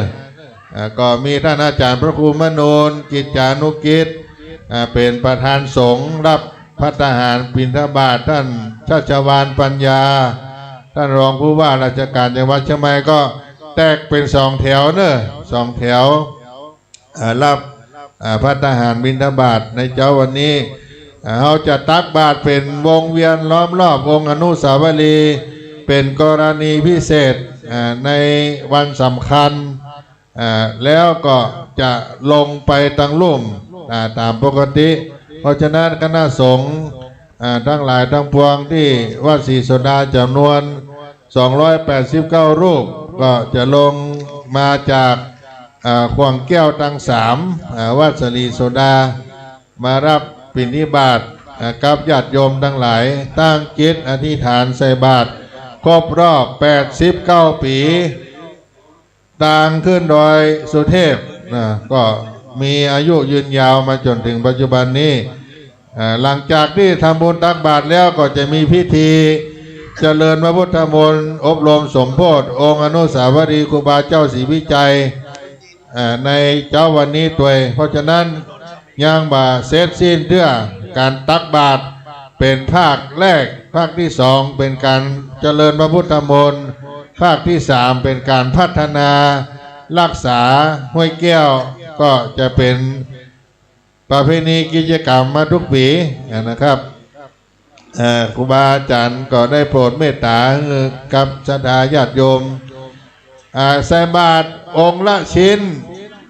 ถ้าเราใส่นักมันก็บอกครบเตเข้า ใส่องค์ละชิ้นก็จะได้ครบ289รูป เพราะว่าจะได้ใส่ให้มันครบถ้วนใส่บาตรบางท่านก็ว่าเอาใส่ชุดเดียวมันก็จะมาได้หลายองค์แล้วก็เอาใส่องค์ละชิ้นจะได้ครบได้ถวายเป็นตันส่วนด้านล่างญาติโยมจะขึ้นมาร่วมบุญก็เจริญพรเข้ามาได้อาจารย์ณัฐพลเลิกสิงแก้วต่อครับก็ช่วงนี้เนาะก็ทางท่านรองผู้ว่าราชการจังหวัดเชียงใหม่นะครับเนาะก็ได้นำศรัทธาสาธุชนนักศีลนักบุญทั้งหลายนะครับได้ทำบุญตักบาตรพระสงฆ์289รูปนะครับจากสำนักวัดศรีโสดาพระอารามหลวงและวัดบริเวณใกล้เคียงในตำบลสุเทพเภาและก็จากโรงเรียนสมเด็จพระพุทธชินวงศ์นะครับวัดศรีโสดาพระอารามหลวงที่นี่289รูปก็นำโดยท่านชัชวาลปัญญาท่านรองผู้ว่าราชการจังหวัดเชียงใหม่และคณะศรัทธาญาติโยมทั้งหลายนะครับนักศีลนักบุญทั้งหลายนะครับเนาะก็ได้ทำบุญตักบาตรพระสงฆ์เป็นซองฝากนะครับเนาะฝากซ้ายกับฝากขวาเนาะฝากซ้ายกับฝากขวาบางท่านก็เตรียมมากี่ชุดก็ตามกำลังของท่านนะครับช่วงนี้ก็พระสงฆ์พิธีในตำบลสุเทพเภาและตำบลใกล้เคียงนะครับ12รูปพระสงฆ์พิธีทั้งหมู่ทั้งมวล15 16 17รูปนะครับซึ่งนำโดยพระเดชพระคุณพระธรรมเสนาบดีรองเจ้าคณะภาค7วัดพระธาตุดอยสุเทพราชวรวิหารจังหวัดเชียงใหม่พระเดชพระคุณพระธรรมวชิระโกศลที่ปรึกษาเจ้าคณะภาค7วัดศรีโสดาพระอารามหลวงพระเดชพระคุณพระเทพปริยัติที่ปรึกษาเจ้าคณะภาค7วัด7ยอดพระอารามหลวงพระเดชพระคุณพระเทพสิงหวราจารย์ด็อกเตอร์รองเจ้าคณะจังหวัดเชียงใหม่วัดพระสิงห์วรมหาวิหารพระเดชพระคุณพระราชรัชมุนีรองเจ้าคณะจังหวัดเชียงใหม่วัดสวนดอกพระอารามหลวงพระเดชพระคุณพระภาวนาธรรมาภิรัตน์วิเจ้าคณะอำเภอเมืองเชียงใหม่วัดลำเปิงตะโปธารามนี่ก็ศิษย์เอกในครูบาอาจารย์เจ้าเนาะที่ได้ปฏิบัติวิปัสสนากรรมฐานเนี่ยครับนอกจากนั้นก็มีหลวงพ่อพระครูโคสิทธิ์ปริยัตยาภรณ์เจ้าคณะตำบลสุเทพเขต1วัดป่าแดงมหาวิหารอดีตรองอธิการบดีวิทยาเขตเชียงใหม่มจรเชียงใหม่พระครูธีระสุตพจน์ด็อกเตอร์เจ้าคณะตำบลสุเทพเขต2วัดผาลาดผู้ช่วยอธิการบดีฝ่ายบริหารมจรเชียงใหม่หลวงพ่อท่านพระครูวิสิทธิ์ศรีลาภรณ์เจ้าคณะตำบลป่าแดดวัดวังสิงห์คำรางวัลเพชรราชภัฏเพชรล้านนามหาวิทยาลัยราชภัฏเชียงใหม่และก็ศิษย์เก่าดีเด่นของมจรโดยนะครับนอและก็ผู้ที่อนุรักษ์รักษาเทศนาธรรมพื้นเมืองในวิทยุที่ถ่ายทอดสดนี้ตัวนอวัดฝ่ายหินและก็วัดพระธาตุดอยสุเทพFM 104.50 เมกะเฮิรตซ์และก็ 96.0 เมกะเฮิรตซ์เนี่ยครับนี่พระครูวิสิทธิ์ศรีลาภรณ์ท่านเมตตาทุกปีครับแล้วก็นอกจากนั้นก็มีท่านพระครูสมุวิสุวัฒน์วรกิจโจเจ้าวาดวัดฝ่ายหินผู้อำนวยการสถานีวิทยุวัดฝ่ายหินมหาวิทยาลัยเชียงใหม่แม่ข่ายในการถ่ายทอดสดในวันนี้ทาง Facebook ไลฟ์สดท่านก็ไปเปิดหน้า Facebook ของท่านน่ะพิมพ์ที่ค้นหาว่าวัดฝ่ายหินมหาวิทยาลัยเชียงใหม่นะท่านก็จะได้เห็น Facebook หลายๆภาพก็จะมีภาพของท่านโดยอยู่นะฮะเนาะแล้วก็เสียงนะครับ FM 104.50 เมกะเฮิรตซ์ก็ไปทั่วโลกอยู่ในขณะนี้นะครับเนาะนอกจากนั้นก็ได้อาราธนาพระครูสมุบุญเลิศชยวังโสเจ้าวาดวัดอุโมงค์สวนพุทธธรรมเนี่ยส่วนพุทธธรรมนี่ก็หลวงพ่อพุทธทาสภิกขุนี่แหละบุคคลสำคัญของโลกเนี่ยเนาะหลวงพ่อพุทธทาสภิกขุหลวงพ่อปัญญานันทะนี่กับนี่2พระมหาเถระเนี่ยที่ได้ร่วมก่อสร้างห้างแปลงเนาะส่วนอุโมงค์พุทธธรรมวัดประวัติศาสตร์อันเก่าแก่นะครับวันนี้พระครูสมุบุญเลิศชยวังโสเจ้าวาดวัดอุโมงค์ส่วนพุทธธรรมก็โปรดภายเมตตาหน้าบุญในนามคณะสงฆ์เป็นสงฆ์พิธีวันนี้ ตุลุงของเฮาครับพระอธิการบุญเปงปิยธรรมโมเจ้าวาดวัดใหม่ห้วยทรายพระอธิการข่าวกันตะสีโลเจ้าวาดวัดโป่งน้อยพระอาจารย์ปรีชาภูริปัญโยพระอธิการปรีชาภูริปัญโยเจ้าวาดวัดช่างทองพระครูสังฆลักษณ์นัทธิพัฒน์นัทธกโรครับผู้รักษาการแทนเจ้าวาดโชติกุลสุวรรณารามหมู่บุญเขาเนี่ยตรงข้ามเนี่ยเนาะก็เนี่ยครับ15 รูปโปรดภายเมตตาหน้าบุญเป็นส่งพิธีถ้าท่านเดินทางมาถึงแล้วก็ขอคณะกรรมการเฮานะครับศิษยานุศิษย์สายครูบาเจ้าศรีวิจัยช่วยถวายกันต้อนรับกันเนอะวันนี้ก็จะมีตึงส่วนงานนะครับนอกสำนักงานวัฒนธรรมจังหวัดเชียงใหม่สำนักงานพระพุทธศาสนาจังหวัดเชียงใหม่ตำรวจท่องเที่ยวเนาะโอ้หลวงพ่อพระครูมนุนกิจจานุกิจนะครับเนาะเนี่ยโปรดภายเมตตาหน้าบุญในนามพระเดชพระคุณพระธรรมวชิระโกศลและคณะสงฆ์วัดศรีโสดาพระรามหลวงและวัดใกล้เคียงนำบิณฑบาตนำพระลูกพระหลานเนี่ยครับบิณฑบาตตามฮีดโดยหอยครูบาเจ้าศรีวิจัยนักบุญอมตะแห่งล้านนาไทยคติคำสอนครูบาเจ้าศรีวิจัยครับบุญมารบ่มีบารมีบ่เกิดมารบ่มีบารมีบ่แก่นั่นนะครับนี่มารบ่มีบารมีบ่เกิดบารมีบ่แก่มารกับมาร5 ประการเนี่ยนะครับมาร5 ประการของพุทธเจ้าธรรมะคำสอนของพุทธเจ้านั่นแหละนะครับเนาะก็มีเนี่ยครับข้อสุดท้ายข้อที่5มี5 ข้อนะมัจจุมารก็แปลว่าความตายนะเฮาและสรรพสัตว์ทั้งหลายต้องได้ปะทุกคนครับเหมือนสุนทรภู่กวีเอกของโลกได้แต่งเป็นบทกลอนไว้จะหนีอื่นหมื่นแสนในแดนโลกพอย้ายโยกหลบลี้พอหนีได้แต่หนีหนึ่งซึ่งมีชื่อคือหนีตายหนีไม่ได้ปล่อยไม่พ้นสักคนเดียวเนี่ยเพราะฉะนั้นเฮาก่อนเนี่ยครับเป็นพยามารข้อสุดท้ายข้อที่5มัจจุมารสังขารมารนี่ก็เป็นมารของเฮาสังขารคือสังขารเฮาเนี่ยกายเวทนาจิตธรรมของเฮาเนี่ยนะครับเนาะเนี่ยกายของนี่ก็เป็นมารครับ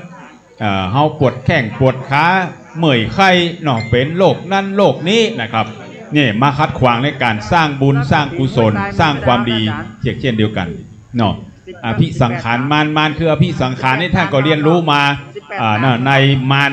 5ซึ่งเป็นเครื่องคัดขวางความดีเนี่ยครับมาร5 ประการนี่ครับเนาะก็เป็นทั้งเทวบุตรมารนะครับเนาะก็เทวดาในชั้นหนึ่งเนี่ยก็เป็นพญามารเราท่านทั้งหลายเนาะเขาเรียกว่าในเทวดานะครับในสวรรค์นะครับเนาะชั้นละนิมิตะวสวัตตีเนี่ยเท้าสวัตตีมารนั่นแหละเนาะเท้าอะไรกันอันนี้ก็เป็นพญามารเราครับที่มาคัดขวางในการสร้างความดีเพราะฉะนั้นเราตามรอยครูบาเจ้าศรีวิจัยก็คือสร้างความดีเหมือนท่านรองผู้ว่าราชการจังหวัดเชียงใหม่ในวันนี้และก็ในหลายวาระนะครับท่านรองชัชวาลปัญญารองผู้ว่าราชการจังหวัดเชียงใหม่เนาะก็ได้นำประชาชนนะครับเนาะบ่เฉพาะจังหวัดเชียงใหม่แต่อันพี่น้องประชาชนทั่วโลกเนาะพี่น้องประชาชนเสร็จแล้วเชิญมานั่งในเก้าอี้นี่เลยครับเนาะก็จะมีพิธีส่งต่อนี่แฮมก็ใช้เวลาบ่เมินนะครับเนาะถ้าพระสงฆ์มาพร้อมก็จะได้เริ่มประกอบพิธีนะครับก็ขอเชิญอีพ่ออีแม่ญาติโยมพุทธบริษัททั้งหลายที่มีเวลาอยู่นะครับเนาะวันนี้ก็เป็นวันเวลาราชการอยู่ก็แล้วกันนะครับวันพฤหัสบดีเวลาราชการเขาก็จะว่า8:30ประมาณนี้นะครับเนาะเพราะฉะนั้นก็ในช่วงนี้ก็เชิญชวนหลังจากที่ทำบุญตักบาตรและเข้ามานั่งตรงไหนเขาจะได้ร่วมทำบุญพร้อมกับท่านรองผู้ว่าราชการจังหวัดเชียงใหม่เนาะป้อหลวงบ้านป้อกำนันตำรวจทหารครูบาอาจารย์เนาะประชาชนป้อหนานป้อน้อยอีป้ออีแม่นะครับเฮาท่านทั้งหลายเนี่ยมาที่นี่นะครับเนาะที่นี่ก็มีสำนักงานตำรวจท่องเที่ยววันนี้จะมีผ้ายันเหรียญรุ่น89 ปีแจกด้วยหลังจากเสร็จพิธีแล้วป้อหนานณัฐพรหมเสนครับรูปนี้ก็จะมีแจกซึ่งเป็นรูปอนุสาวรีย์สมัย50 ปีที่ผ่านมายังมาได้ปิดแผ่นทองเด้อก็แจกญาติโยม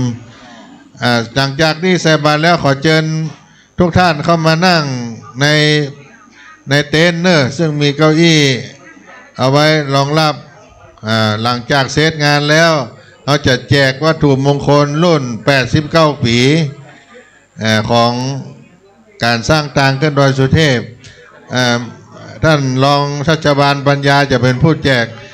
แม่เลี้ยงออนเรือนจากวัดดอยสุเทพวันนี้ใส่ชุดญี่ปุ่นมาไม่ได้60 ปีมันนี่กะอ๋อกันนึกว่าอายุ25อยู่เข้ามานั่งด้านในเนอะญาติโยมท่านรองชัชวาลปัญญาท่านรองผู้ว่าราชการจังหวัดเชียงใหม่พ่อกำนันสุรเชษฐ์ตาคมาท่านรองนายกท่านอดีตนายกก็มาต้อนรับท่านรองบรรเพนธรรมเทศร่วมบุญกุศลด้วยกันเขาจะมีพิธีเจริญพุทธมนต์ต่ออยู่ไหน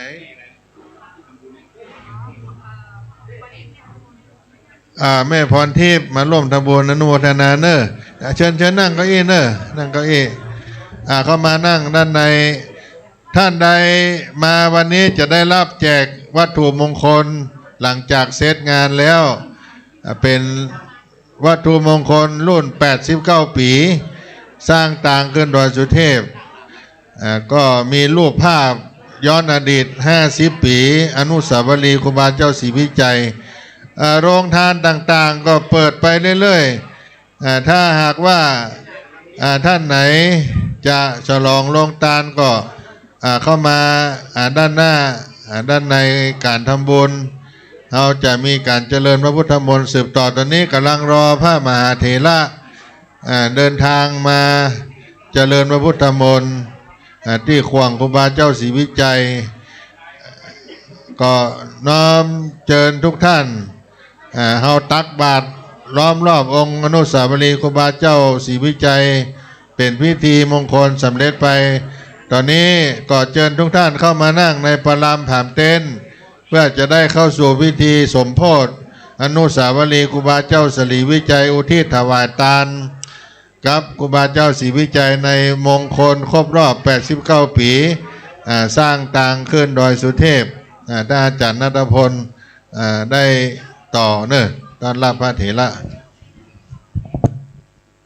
ครับก็เชิญพี่น้องประชาชนเนาะลูกศิษย์ลูกโยมในครูบาเจ้าศรีวิจัยได้เข้านั่งยังปรำผามเต็นท์เนาะเป็นมาตรฐานเป็นโครงเล็กเนี่ยครับเนาะที่ศรัทธาญาติโยมเฮาท่านทั้งหลายได้สร้างถวายครูบาเจ้าเนี่ยตอนนี้ก็อาราธนาพระสังฆเจ้าพระสงฆ์พิธีจุตนองค์ในมณฑลพิธีแห่งนี้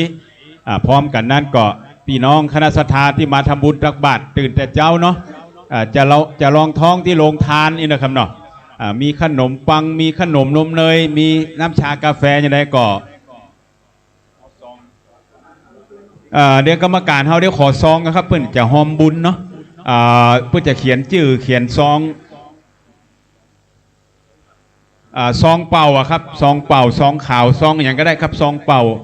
แต่กี้ก็มีปึกหนึ่งกับเสี่ยงไปเนี่ยลูกศิษย์ลูกโยมครูบาเจ้าได้รอสักครู่นะปนเนาะได้ซอสักกัมครับเพื่อนก็จะได้เขียนชื่อสกุลพร้อมครอบครัวเพื่อนอีพ่ออีแม่ลูกหลานได้น้อมถวายทานที่ท่านพระครูปัญญาสังฆการนี่ซองมาแล้วลูกเอามาเอามาตั้งผู้อาจารย์4 วันนี่นี่ครับเอามาไว้ทางนี้ปากกากันอยู่เนี่ยเนอะภัยจะขออนุญาตยืนนะครับเนาะเนื่องจากเฮาก็เป็นลูกศิษย์ลูกโยมครูบาเจ้าศรีวิจัยที่บำเพ็ญบารมีธรรมอย่างยิ่งยวดนะครับนั่นคือเป็นพระโพธิสัตว์ความหวังก็คือบรรลุพุทธภูมิเป็นอรหันตีอรหันตาด้วยกันเนี่ยครับเนาะเพราะว่าพุทธเจ้าเฮาก็เป็นเชื้อกษัตริย์เจ้าชายสิทธัตถะที่เฮาไปอินเดียมาเนี่ยปัจจุบันก็อยู่ในเขตประเทศเนปาลส่วนลุมพินีย่างพระบาทได้7-9ตอนวันประสูติก็หมายความว่าเฮาจะเกิดในชาตินี้เป็นชาติสุดท้ายแต่บอกเกิดมาแหมะก็เพื่ออย่างครับตุ๊กตัวเดียวนี่พุทธเจ้าสอนเฮาตุ๊กครับเฮาบอกว่าจะรวยจะจนจะตุ๊กจะยากตุ๊กด้วยกันหมดบัดตุ๊กน้อยมันก็ตุ๊กนักนะครับโดยกันเนี่ยเพราะฉะนั้นคำสอนในศาสนาพุทธของเฮาเนี่ยก็ถือว่าเป็นเอกอุนะมีศาสนาเดียวที่ ภายได้ประพฤติวัดปฏิบัติธรรมอย่างยิ่งยวดตามรอยพุทธเจ้าเหมือนครูบาเจ้าศรีวิจัยเนี่ยก็คือไปสวรรค์นิพพานนั่นแหละนะครับเนาะไปนิพพานดับไปแล้วบ่ต้องมาพุทธมาเกิดถ้าเฮามาเกิดอยู่นี่ก็เหมือนกับที่เฮาเป็นเนี่ยเนาะเพราะฉะนั้นก็ยิ่งอายุอานามนักเด็กก็เจ็บแข้งเด็กก็เจ็บขาเด็กก็ปวดเข่าโรคเกาต์เบาหวานความดันที่เฮาเป็นกันเนี่ยครับมันเป็นโรคฮิตฮอตนะเพราะฉะนั้นก็พุทธเจ้าเป็นแบบฉบับให้เฮาเนาะธรรมะของพุทธเจ้า 84,000 พระธรรมขันธ์เนี่ยเฮาก็เรียนรู้เอาตะน้อยนะครับเหมือนเฮาทำพิธีเนี่ยเฮาก็รับศีลก่อนเนี่ยเพราะอะไรอย่างครับเพราะศีลนี่รักษากายกับวาจาทำไมเขาต้องรับบ่อยๆก็เพราะว่ากายกับวาจาเขาเนี่ยมันไปก่อกรรมมาอย่างบ่อยๆนะครับด้วยกายกรรมและวจีกรรมเนี่ยอยู่บ่ได้บ่ฮู้จักนี่อันหยังก็เล่าคนนั้นว่าคนนี้เห็นก็ฮะอันนี้ก็เรียกว่าเป็นวจีกรรมโดยบ่ตั้งใจก็ดีตั้งใจก็ดีเนี่ยครับมันก็จะเป็นบาปเป็นกรรมกับตัวตนผู้นั้นๆเนาะเขาจึงขอศีลบ่อยๆรับศีลบ่อยๆตามรอยพุทธเจ้านะครับเพราะฉะนั้นเพื่อฝึกจิตใจเฮามั่นคงแข็งแรงเนี่ยครับต่อไปนั่นเองนะครับเนาะเพราะฉะนั้นก็จึงแจ้งทุกคนทุกท่านเนอะให้ตามรอยครูบาเจ้าเฮาเนี่ยบุญมารบ่มีบารมีบ่แก่บารมีบ่เกิดแล้วก็มีโอกาสก็ไปท่องถ้าเป็นคนเมืองล้านนาเฮาก็ท่องบารมี30ทัศแบบภาษาล้านนาถ้าเป็นภาษาบาลีก็มีนะครับบารมี30ทัศนี่นะแต่ว่าถ้าเป็นภาษาล้านนาที่ครูบาเจ้าศรีวิจัยเอาเป็นคาถาประจำตัวก็เนื่องจากครูบาเจ้าศรีวิจัยเดินไปป่าไปเขาไปดงดอยก็ไปปะยังเถียงนาหรือห้างนาเนี่ยครับก็ไปปะคาถาบารมี30ทัศเนี่ยบนห้างนาที่ไฟไหม้แล้วก็เหลือมุมหนึ่งที่บ่ไหม้เนาะเขาเรียกว่าบารมี30ทัศที่ท่านท่องให้ได้เนอะผมใช้เวลา1 ปีนะถึงท่องได้เนี่ยมันประมาณหน้า A4 แหมครึ่งหนึ่งเนาะ A4 แหมครึ่งหนึ่งนะครับในช่วงนี้ก็ถ่ายทอดสดวิทยุไปทั่วโลกแล้วก็ทาง Facebook ไลฟ์สดโดยเนาะก็ขอไหว้สาครูบาเจ้าศรีวิจัยด้วยบารมี30ทัศให้ท่านท่องให้ได้เนอะนะครับเนาะนะโม3จบท่านก็ฟังไปนะครับเป็นบารมีแผ่บุญด้วยกันขออนุญาตประมาณสัก3 ถึง 4 นาทีนะครับนะโมตัสสะภะคะวะโตอะระหะโตสัมมาสัมพุทธัสสะนะโมตัสสะภะคะวะโตอะระหะโตสัมมาสัมพุทธัสสะนะโมตัสสะภะคะวะโตอะระหะโตสัมมาสัมพุทธัสสะสาธุสาธุสาธุพระปัญญาปาระมี30ตัสสาธุพระปัญญาปาระมีวัดแวดล้อมวิริยะปาระมีอ้อมละวังดีศีลปาระมีบังหอกบังดาบเมตตาปาระมีผ่าแป้ตั้งปืนตานะปาระมีฮือเป็นผืนตั้งต่ออุเปขาปาระมีฮือก่อเป็นเวียงสัจจะปาระมีเวทละวังดีเป็นไม้ไตขันติปาระมีไก่เกิดเป็นหอกดาบบังนาไม้และปืนไฟอติธานะปาระมีผ่านผ่าไปทุกผ่านดาบไปทุกแห่งแข็งแข็งแรงแรงภายผ่าฝูงหมู่มารผีสางภัยเพศทุกทวีปบถิบฟังภัยนี้นางทรณีอัศจรรย์โสสะเหมือนพันอยู่ข้างน้ำนาทีนองกวางต่อกวางแตกตีฟองนานองนาเนือกเป็นเข้าตอกดอกไม้ถวายปูจาพระแก้วแก่นไม้สะตันพระพุทธังเฮ้ยจุงมาภัยโพดอนุญาตโตดโปรดผู้คาแต่ดีลีแม่ทอลันนี้ออกมาลีดผมอยู่ที่ข้างท่าจังไรขายขะจังงาสับดินพลนำนาทีนองพัดผายคอพายหักตบเต้าพระยามานเอาปุ่นกัวกับยอมือขึ้นทุนหัวใส่เกาผู้คานีได้จิวว่าลูกศิษย์พระพุทธเจ้าตนมีบุญสมปานอันมากนักพระพุทธเจ้าจิงจัดตั้งปรมีไว้เกาจันตั้งไว้ตั้งนาก็ได้เกาจันตั้งไว้ตั้งหลังก็ได้เกาจันตั้งแต่หัวแผ่วตีนก็ได้เกาจันแสนว่าลูกปืนจักมาเสมอเหมือนฝนแสนหาก็จักมาบอกไกลใดข้าเจ้าก็เลยได้จิวว่าพุทธคุณนางธรรมะคุณนางสังฆคุณนางพุทธอินตาธรรมะอินตาสังฆอินตาอัสสะอัปเมธรณีผู้อยู่เหนือน้ำผู้อยู่ก้ำแผ่นดินกันคาใดละลึกกึดถึงคุณพระบิดาคุณพระมารดาคุณครูบาอาจารย์คุณพระแก้วทั้ง3ประการคุณพระพุทธคุณพระธรรมคุณพระสงฆ์คุณแดดคุณฝนคุณลมคุณน้ำคุณไฟคุณกุศลเจ้าก็ดีคุณพระตนภาวนาก็ดีคุณนางอุตราก็ดีคุณธรณีเจ้าก็ดีคุณพระปัจจิตกับเจ้าก็ดี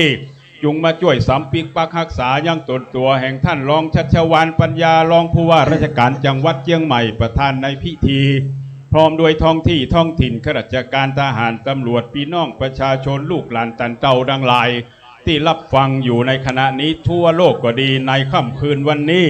ยามนี้เวลานี้นั่นจูงจักมีเตียงแตะดีลีแดดเตอะพุทโธพุทธังรักษาธรรมโมธรรมังรักษาสังโฆสังฆังรักษาพุทโธพุทธังอรหังธรรมโมธรรมังอรหังสังโฆสังฆังอรหังพุทโธพุทธังกันหะธรรมโมธรรมังกันหะ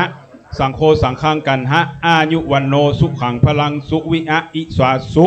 สุวิอะอิสวาสุสุวิอะอิสวาสุสังวิทาปุญญปะพวกเทคท่านประเจ็บประจนทุกคนทุกท่านโดยพร้อมเพียงกันนะครับเนอะอันนี้ต้องท่องด้วยตัวของท่านเองเนอะสาธุสาธุสาธุนี่คาถาครูบาเจ้าศรีวิจัยครับถ้าจะเอาย่อๆเพื่อเอาตุเจ้าเพิ่นบอกเนี่ยครูบาสังฆะเพิ่นบอกนะครูบาวงก็ครูผมเนี่ยวัดพุทธบาทห้วยต้มครูบาพี่ชัยเข่าปีนี่ผมตันยุคเพิ่นเนาะเพิ่นบอกว่าเอาสั้นๆว่าพุทธอินตาธรรมะอินตาสังฆะอินตาอัสสะอัพแค่นี้นะครับ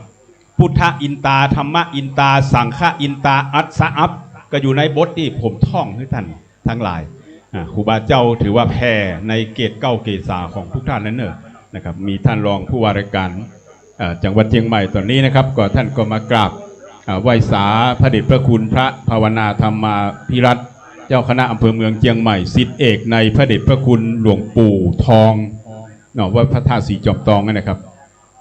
ถ้าวิปัสสนากรรมฐานพระวิปัสสนาจารย์เนี่ยก็ได้เปิ้งท่านตลอดนิสิตปตรีโทเอกของมหาวิทยาลัยมหาจุฬาและก็มหาวิทยาลัยอื่นๆถ้าจะเรียนรู้วิปัสสนากรรมฐานต้องเปิ้งท่านเจ้าคุณเนี่ยเนาะเป็นพ่อครูเนาะเป็นพ่อครูฝึกปฏิบัติหลาย10 ปีมาแล้วในนามของพระเดชพระคุณพระพรหมมงคลวิหลวงปู่ทองวัดพระธาตุสีจอมทองเพราะฉะนั้นพี่น้องประชาชนที่อยู่ตั้งบ้านตั้งจองเน้อนะครับรอสักครู่เนาะ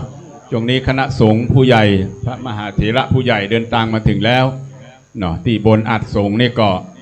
หลวงพ่อมนูนกิจานุกิจผู้ช่วยเจ้าวาดวัดสลีสีโสดาพระอารามหลวงที่เนี่ยครับกำเมืองเฮาว่าต้นสลีเนาะภาษากลางเรียกว่าสีนั่นแหละกับหลวงพ่อเจ้าคณะอำเภอเมืองเชียงใหม่พระเดชพระคุณพระภาวนาธรรมาภิรัตน์วัดลำเปิงตะโปธารามสำนักปฏิบัติธรรมแห่งที่1เนาะของคณะสงฆ์จังหวัดเชียงใหม่คณะสงฆ์ภาค7คณะสงฆ์หนเหนือคณะสงฆ์แห่งประเทศไทยก็มีประมาณ30 กว่าแห่งทั่วจังหวัดเชียงใหม่หนึ่งในนั้นก็คือวัดลำเปิงนะครับเนี่ยส่วนราชการในจะไปปฏิบัติวิปัสสนากรรมฐานก็ติดต่อที่หลวงพ่อที่เราได้ปฏิบัติพ่ออย่างครับเนาะก็เพื่อฝึกสติศีลสมาธิปัญญาของเรานั่นแหละนะให้ได้ทำงานมีคุณภาพเนาะแล้วก็เมื่อบกี่วันที่ผ่านมาเนาะท่านนายกเศรษฐาทวีสินนายกรัฐมนตรีพร้อมคณะก็มากราบไหว้สักการะบูชาที่นี่แหละแล้วก็ตั้งผู้แทนของหน่วยงานองค์กรต่างๆก็มาต้อนรับท่านนายกที่นี่เนาะท่านผู้ว่าราชการจังหวัดเชียงใหม่ท่านรองผู้ว่าราชการจังหวัดเชียงใหม่ทุกท่านท่านปลัดจังหวัดเชียงใหม่ท่านในอำเภอหลายๆอำเภอเนาะพร้อมประชาชนและคณะสงฆ์ก็ได้มาเจริญพรท่านนายกเศรษฐาทวีสินนายกรัฐมนตรีท่านปัจจุบันนี้ที่นี่ครับแล้วก็ได้ยื่นเรื่องเนาะครับเนาะทั้งหลายทั้งปวงเนี่ยครับกับมือของท่านนายกนะครับท่านรองผู้ว่าท่านก็มาต้อนรับท่านนายกในนามประชาชนโดยนะครับเนาะอย่างโรงเรียนพระปริยัติธรรมเนี่ยครับก็งบประมาณก็บ่เพียงพออย่างต่างๆก็เนี่ยครับมาน้อมนำเรียนเจริญพรนำเรียนท่านนายกได้หาทางช่วยเหลือก็ได้เป็นไปตามวัตถุประสงค์แห่งหลายร้อยล้านบาทนะครับเนาะเพื่อเป็นค่าตอบแทนในการเรียนการสอนโรงเรียนพระปริยัติธรรมทั่วประเทศหนึ่งในนั้นก็ที่โรงเรียนพระปริยัติธรรมสมเด็จพระพุทธชินวงศ์วสีโสดาพระอารามหลวงนะครับอันนี้ก็ครูบาอาจารย์เพื่อก็สอนไปครับแล้วก็ค่าตอบแทนเนาะถ้าอู้เจ้าบ้านกับเงินเดือนเนี่ยมันก็บ่เพียงพอเนื่องจากมีพระราชบัญญัติแล้วนะพระราชบัญญัติโรงเรียนพระปริยัติธรรมเนี่ยมาหลายปีแล้วนะครับเนาะแต่ว่ายังบ่เพียงพอในค่าตอบแทนก็ค่าครองชีพปัจจุบันนี้ โรงเรียนกับแบกภาระไปหลายๆปีนะครับเพราะนั้นก็เรื่องก็ถึงท่านนายกรัฐมนตรีและสำนักนายกรัฐมนตรีและรัฐบาลไทยแล้วเนาะเพื่อก็หาทางช่วยเหลือนะครับอันนี้โรงเรียนข้างบนนี่ก็มีนะครับนักเรียนก็500กว่าลูก600กว่าลูกแล้วก็เปิดการเรียนการสอนของนิสิตมจร.เชียงใหม่โดยสาขาสังคมสงเคราะห์และอื่นๆนะครับเพราะฉะนั้นก็บนอาจสงฆ์นะครับเนาะตอนนี้ก็มีพระสงฆ์เถรานุเถระนะครับเนาะได้โปรดภายเมตตาหน้าบุญองค์ที่3ก็หลวงพ่อพระครูวิสิทธิ์ศรีลาภรณ์เจ้าวาดวัดวังสิงห์คำเจ้าคณะตำบลป่าแดดเนาะรางวัลเพชรรัชพัฒน์เพชรล้านนาแล้วก็ศิษย์เก่าดีเด่นมจร.โดยนะครับที่อนุรักษ์รักษาเตธรรมปื้นเมืองในวิทยุถึงวัดฝ่ายหินและก็วัดพระธาตุดอยสุเทพเสียงม้วนๆนะครับFC หรือญาติโยมอยู่ทางบ้านทางจองนอนฟังโอ้นะครับบางคนบางท่านก็ติดเตียงเนาะมาฟังเทศที่วัดบ่ไหวนั่นแหละอีพ่ออีแม่คนเฒ่าคนแก่เฮาก็อุ้ยแม่ป้าเนาะหรือบางท่านที่ติดเตียงไปไหนบ่ลุกบ่ไหวก็ได้ฟังธรรมปื้นเมืองเนี่ยโอ้นะครับน้ำตาก็ไหลพรากนะครับได้ฟังธรรมเนาะอันนี้เขาเรียกว่าเป็นบุญญาเขตที่เฮามาร่วมตามรอยครูบาเจ้าศรีวิจัยนะครับในทุกๆปีเนาะปีนี้ก็เป็นแถมปีหนึ่งที่เห็นหน้าเห็นตากันนะครับบางคนบางท่านก็มานะครับตลอดนะผมมาช่วยสนองครูบาเจ้าศรีวิจัยที่นี่ก็20 กว่าปีละเนี่ยตอนนี้หลวงพ่อพระครูโคสิทธิ์ปริยัตยาภรณ์เจ้าคณะตำบลสุเทพเขต 1วัดป่าแดงมหาวิหารอดีตรองอธิการบดีวิทยาเขตเชียงใหม่รูปที่4นี่เนี่ยถ้าผมจำบ่ผิดครับแล้วก็มาตุภูมิท่านก่อบ้านกลางอำเภอลีนะครับตำบลลีอำเภอลีนะครับนอกก็มาตุภูมิครูบาเจ้าศรีวิจัยเหมือนเก้ากับผมนี่แหละนะครับเพราะฉะนั้นก็หลวงพ่อได้เมตตาต่อญาติโยมต่อคณะสงฆ์แล้วก็วัดป่าแดงมหาวิหารก็ถือว่าเป็นวัดประวัติศาสตร์นะครับเนี่ยที่พระบรมอัฐิของบูรพมหากษัตริย์ธิราชเจ้าก็อยู่ในวิหารเนี่ยนะครับหลังวิหารนะครับเนาะเป็นกู่เป็นพระธาตุ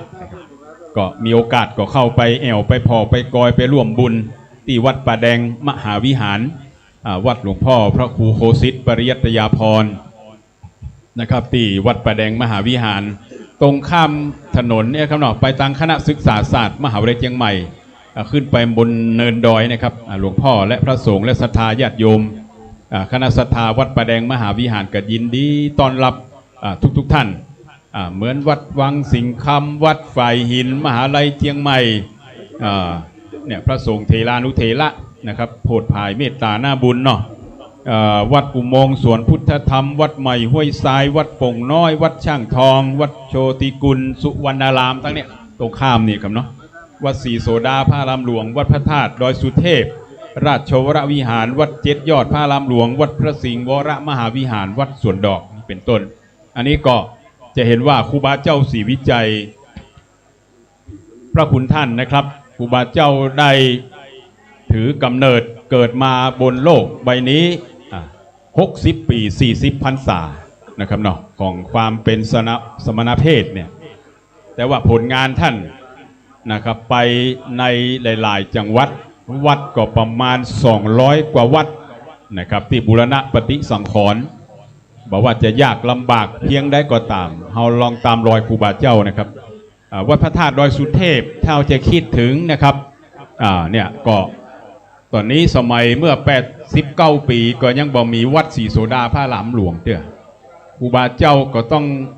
ได้รับการอาราธนามานั่งนักนะครับมานั่งนักเพราะฉะนั้นอายุของวัดศรีโสดาพระรามหลวงกับ89เนาะเจ้าอาวาสองค์ปัจจุบันเจ้าอาวาสพระเดชพระคุณพระธรรมวชิระโกศลก็อายุ89เนาะ89แล้วก็69 พรรษาเจ้าอาวาสเต่ากันนะครับอายุวัดอายุเจ้าอาวาสและก็อายุของการสร้างต่างขึ้นดอยสุเทพครบใน3 วาระเนี่ยเต่ากันหมดเลยสร้างต่างขึ้นดอยสุเทพก็ครบวันเนี้ย89 ปีเนาะแล้วก็วัดศรีโสดาก็ครบที่ครูบาเจ้าศรีวิจัยได้เป็นปฐมเบิกเลิกเป็นอดีตเจ้าอาวาสรูปแรกเนาะครูบาพรหมินทร์เนาะเจ้าอาวาสรูปแรกนะครับก็ครบ สร้างวัดศรีโสดาตอนนั้นเป็นอารามพระอารามธรรมดานี่แหละนะครับปัจจุบันเป็นพระอารามหลวงนะครับของพระมหากษัตริย์เจ้าละนะครับก็ครบ89ปีสร้างต่างขึ้นโดยสุเทพนับถึงวันนี้กับ89ปีในหลายๆวาระเนี่ยเนาะเขาก็จึงได้เจริญพรเชิญชวนในนามในฐานะที่เขาเป็นลูกศิษย์ลูกโยมครูบาเจ้าศรีวิจัยด้วยกันก็ได้เจริญพรบอกกล่าวไปต่างวิยุไปต่างขึ้นเครือข่ายอย่างต่างๆที่ถ่ายทอดสดเป็นประจำพระสงฆ์องค์เจ้าเนี่ยหลวงพ่อที่จัดรายการวิยุเป็นประจำถึงวันนี้ก็ได้เจริญพรนะครับญาติโยมไปบางท่านก็หอมกินหอมบุญใส่ซองมานะครับเนาะฝากกันมาตั้งใดตั้งหนึ่งก็ดีก็เอามาน้อมถวายขันข้าวตอกดอกไม้แต่ท่านพระครูเนี่ยครับเนี่ยแล้วก็เป็น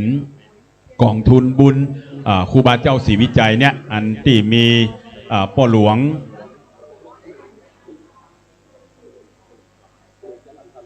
พ่อหลวงจรัญคำซอนเป็นประธานกองทุนเนาะพร้อมคณะกรรมการนะประธานกองทุนครูบาเจ้าศรีวิจัยเนี่ยที่เขาจัดการจัดงานเป็นประจำทุกปีนะครับก็ได้อาศัยกองทุนนี้เป็นในการประกาศจิตอาสาบริการสังคมของสำนักงานคุมประพฤติจังหวัดเชียงใหม่นะครับไปลงทะเบียนบริเวณลานโพ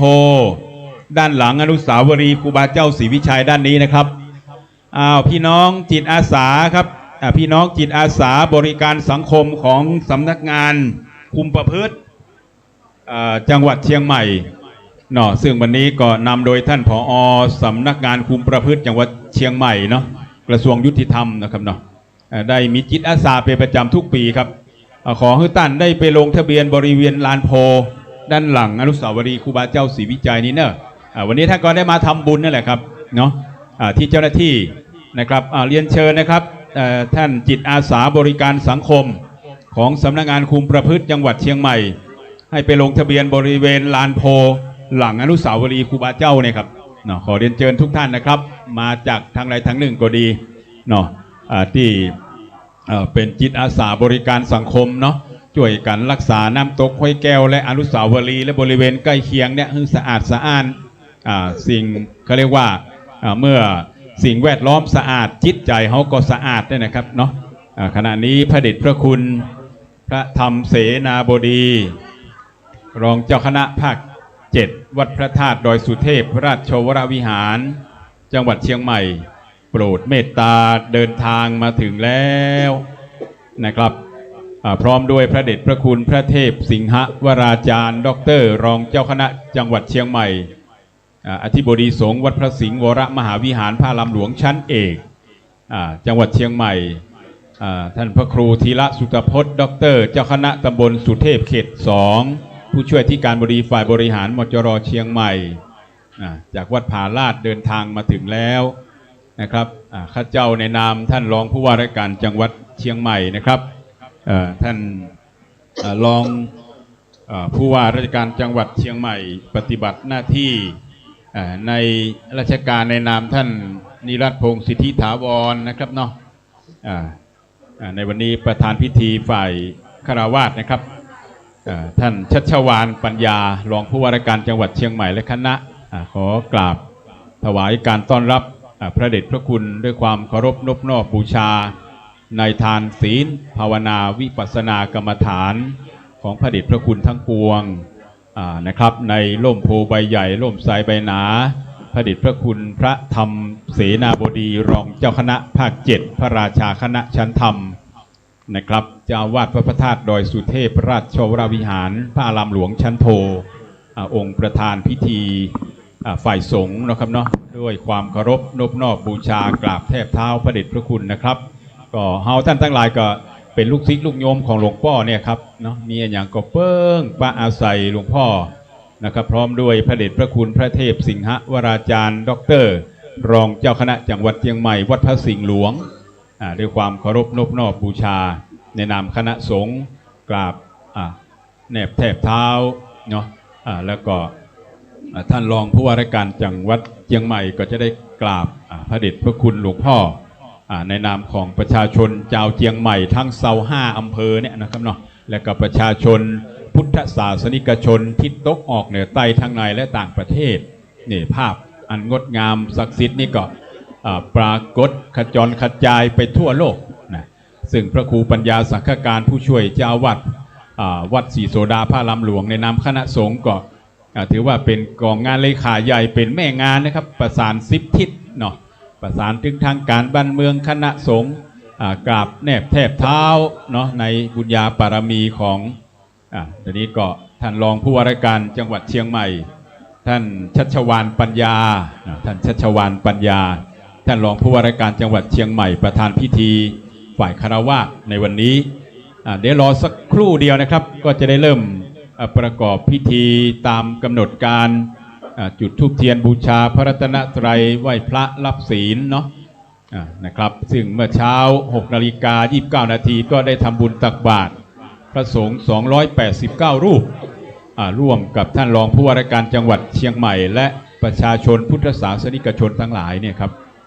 เสร็จแล้วในช่วงของได้น้อมถวายทานอาหารและบิณฑบาตเนาะแล้วก็ลงทานทั้งหลายตัวเนาะนอกจากนั้นก็เชิญชวนท่านพุทธศาสนิกชนทั้งหลายเนอะนะครับที่จะร่วมทำบุญก็มานั่งเก้าอี้ตั้งด้านในเลยนะครับเนอะจะได้ร่วมดำเนินการตามกำหนดการพิธีการเมื่อพร้อมแล้วนะครับเนาะ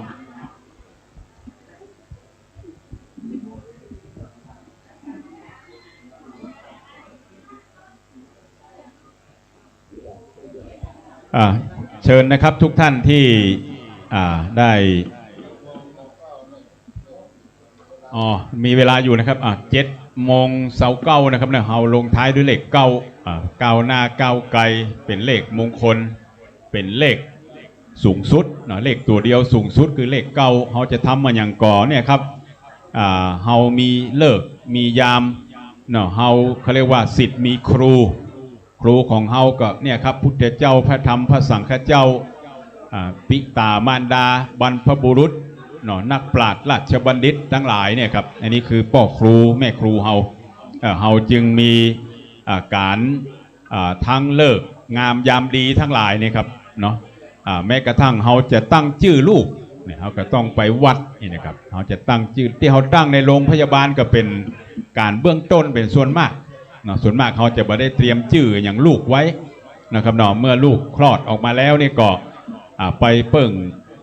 ไหว้สากราบบุญบารมีของวัดที่เขาอยู่ในชุมชนหรือที่เขาเคารพนับถือหรือใกล้เคียงเนี่ยนะครับไปขอชื่อเป็นบุตรเป็นลูกของวัดของ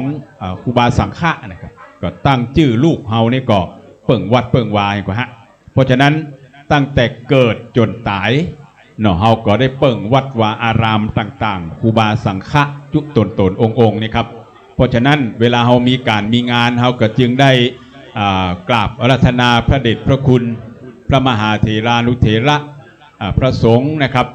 ที่เฮาได้กราบไหว้สักการะบูชาฟังธรรมะคำสอนของ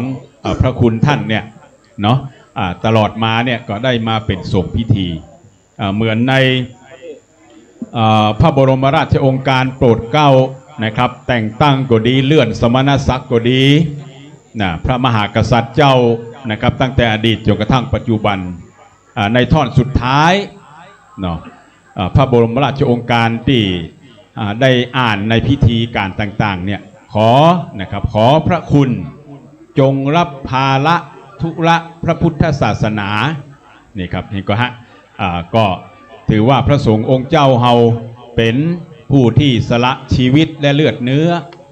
บรรพชาอุปสมบทตามรอยองค์สมเด็จพระสัมมาสัมพุทธเจ้าท่านก็รับภาระดูแลเรื่องพระพุทธศาสนาเฮาให้เจริญรุ่งเรืองได้ครบ5 ปันวรรษาเนี่ยตามพุทธธรรมนายหรือว่าตามที่พุทธธรรมนายในพระไตรปิฎกก็ดีอย่างก็ดีนะครับตอนนี้ก็ได้2 ปัน566 ปีเนาะรวมการตรัสรู้ก็ 2,600 กว่าปีที่ผ่านมานี่ครับเพราะฉะนั้นก็ถือว่าเป็นบุญกุศลเฮาท่านทั้งหลายเนาะที่ได้ช่วยกันรักษาวัดวาอารามพุทธศาสนานะครับแล้วก็ดูแลปกครองพระภิกษุสงฆ์องค์สามเณรใดวัดในอารามในเขตปกครองนั้น นะครับระงับอธิกรณ์ที่เกิดขึ้นเนี่ยครับนี่พระมหากษัตริย์เจ้าก็ได้ถวายพระครูสัญญบัตรก็ดีนะครับพระราชาคณะก็ดีให้ดูแลปกครองดูแลประชาชนใต้ฟ้าอาณาประชาราษฎรในขององค์พระบาทสมเด็จพระเจ้าอยู่หัวของพระมหากษัตริย์เนี่ยครับอย่างที่เราตั้งแต่อดีตการที่ผ่านมาเนี่ยครับขณะนี้นะครับพระเดชพระคุณพระเทพปริยัติพระราชาคณะชั้นเทพเจ้าวาดวัดเจ็ดยอดพระอารามหลวงที่ปรึกษาเจ้าคณะภาคเจ็ดนะครับแล้วก็ประธานสภาวิทยาเขตมหาวิทยาลัยมหาจุฬาลงกรณราชวิทยาลัยวิทยาเขตเชียงใหม่โปรดเมตตาเดินทางจากวัดเจ็ดยอดพระอารามหลวงจังหวัดเชียงใหม่ข้าเจ้าอันหมายมีท่านรองชัชวาลปัญญารองผู้ว่าราชการจังหวัดเชียงใหม่และคณะสาธุชนนักศิลป์นักบุญทั้งหลายกราบถวายการต้อนรับพระเดชพระคุณหลวงพ่อพระเทพปริยัติที่ปรึกษาเจ้าคณะภาคเจ็ดวัดเจ็ดยอดพระอารามหลวงจังหวัดเชียงใหม่วัดประวัติศาสตร์โดยความเคารพนอบน้อมบูชาในทานศีลภาวนาวิปัสสนากรรมฐานร่มโพใบใหญ่ร่มใสใบหนาของพระเดชพระคุณด้วยความเคารพนอบน้อมบูชาอย่างสูงยิ่งขอรับกระผม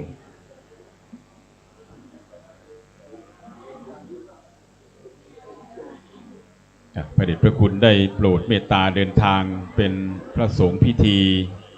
นะครับในวันนี้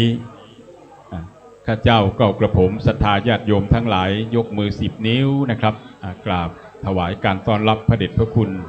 ด้วยความเคารพนอบน้อมบูชานะครับธรรมะคำสอนในพระเดชพระคุณ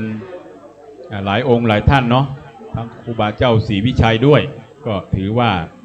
เราท่านทั้งหลายเนี่ยก็ได้ประพฤติวัดปฏิบัติธรรมไปในตัวหนึ่งในนั้นอย่างหลวงปู่ล่าตาทิพย์เนี่ยวัดประตึงหลวงปู่ล่าเนี่ยบุญต้องหาบบาปต้องละบุญต้องหาบบาปต้องละรบต้องชนะค้าต้องกำไรเนี่ยครับ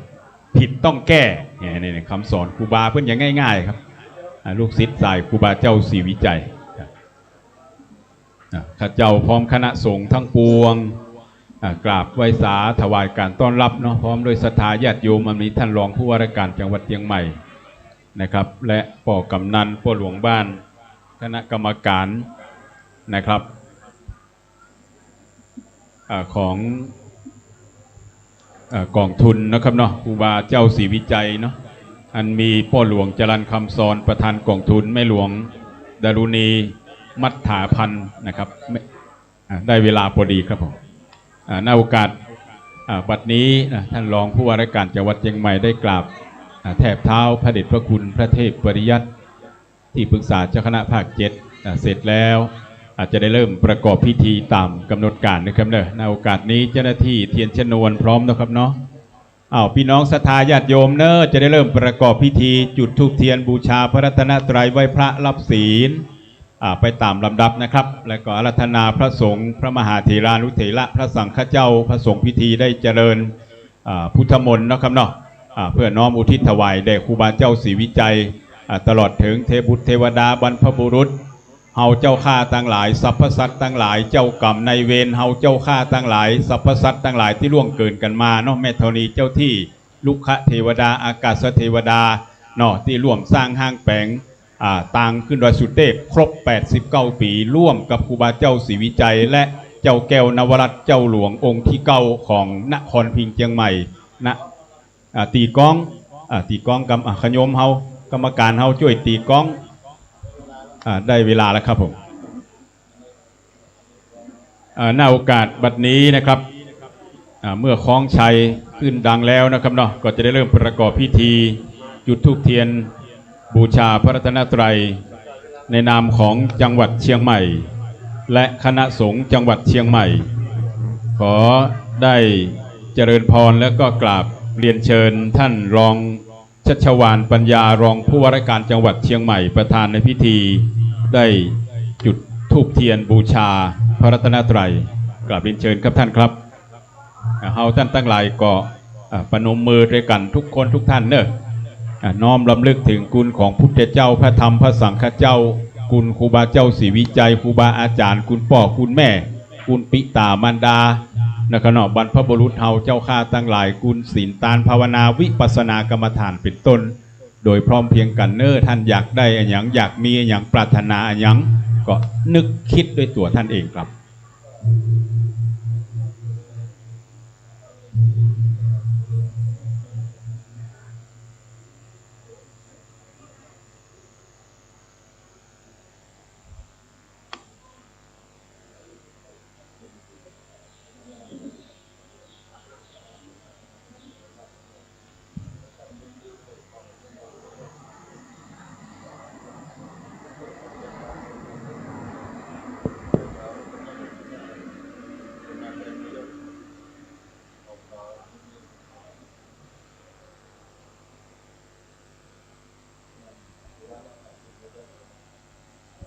เสร็จแล้วท่านจะได้น้อมถวายกันศีลนะครับเนาะในพระเดชพระคุณพระภาวนาธรรมาภิรัตน์เจ้าคณะอำเภอเมืองเชียงใหม่องค์แรกบนอัฐสงฆ์ครับท่านรองครับผมแล้วก็จุดเทียนบาทน้ำพุทธมนต์ขันสาครนะครับซึ่งพระเดชพระคุณพระภาวนาธรรมาภิรัตน์เจ้าคณะอำเภอเมืองเชียงใหม่เนาะจะได้โปรดเมตตาในนามคณะสงฆ์ทั้งปวงได้เป็นองค์ประธานให้ศีลและก็นำเจริญพุทธมนต์ในวันนี้นะครับ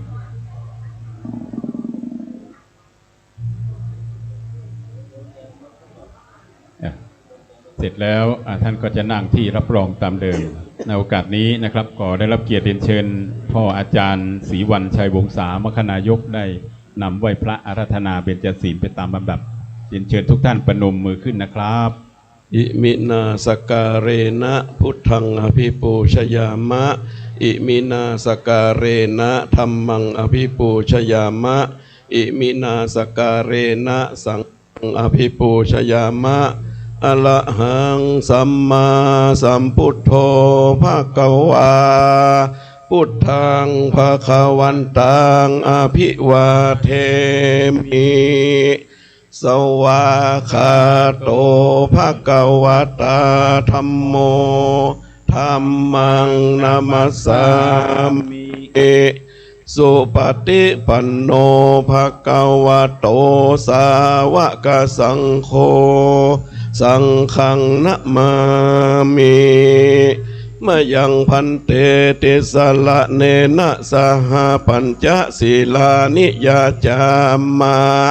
ทุติยัมปิมายังพันเตติสละเนนะสหปัญจศีลานิยาจา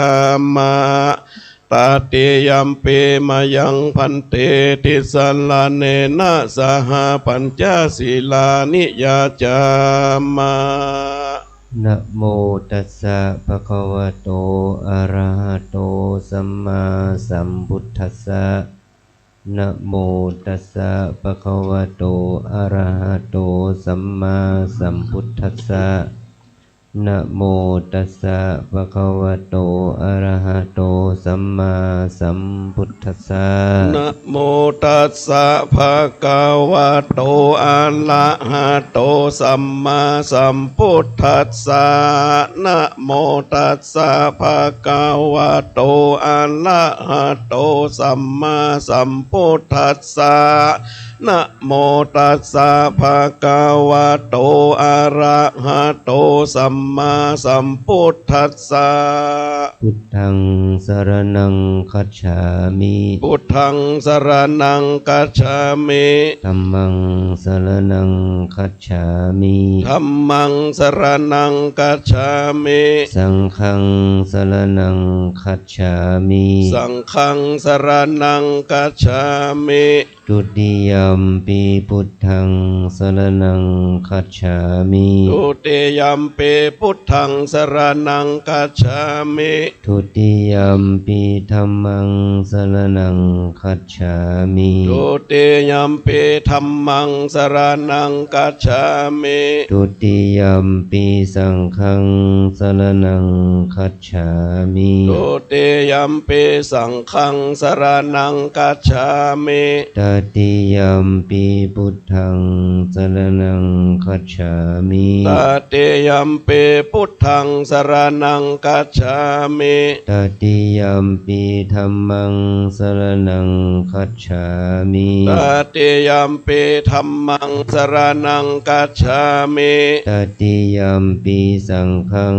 สรณังคัจฉามิ ตติยัมปิสังฆังสรณังกัจฉามิ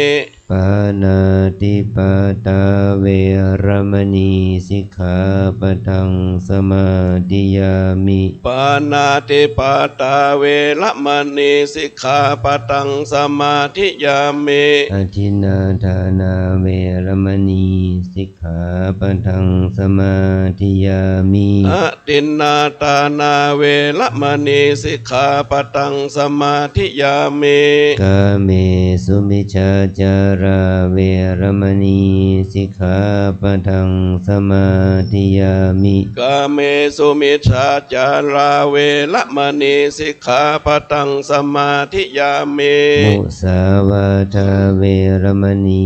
สิกขาปะทังสมาธิยามิ มุสาวาตาเวรมณีสิกขาปะทังสมาธิยามิ สุราเมรยมัจจปมาทฐานาเวรมณี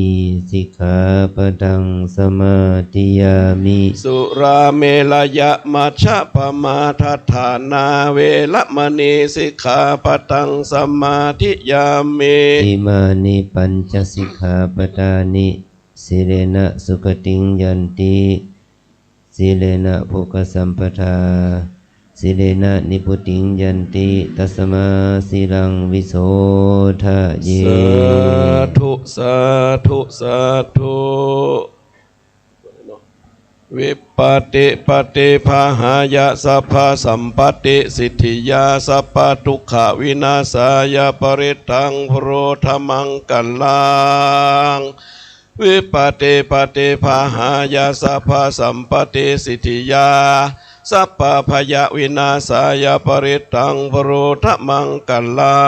งวิปัสติปฏิภาหายาสัพพสัมปติสิทธิยาสัพพโรคาวินาศายาปริตังพโรธมังกัลลังปริตุนะเมตังสเมตาปทันตาอวิกิตาจิตาปริตังพนันตุสังเค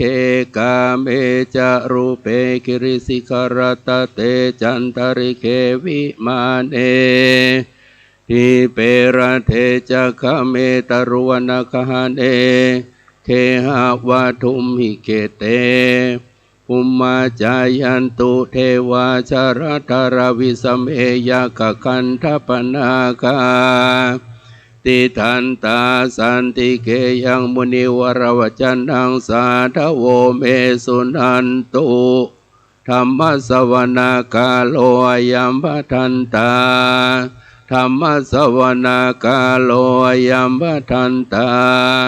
ธรรมสวนาคาโลอายัมปทันตา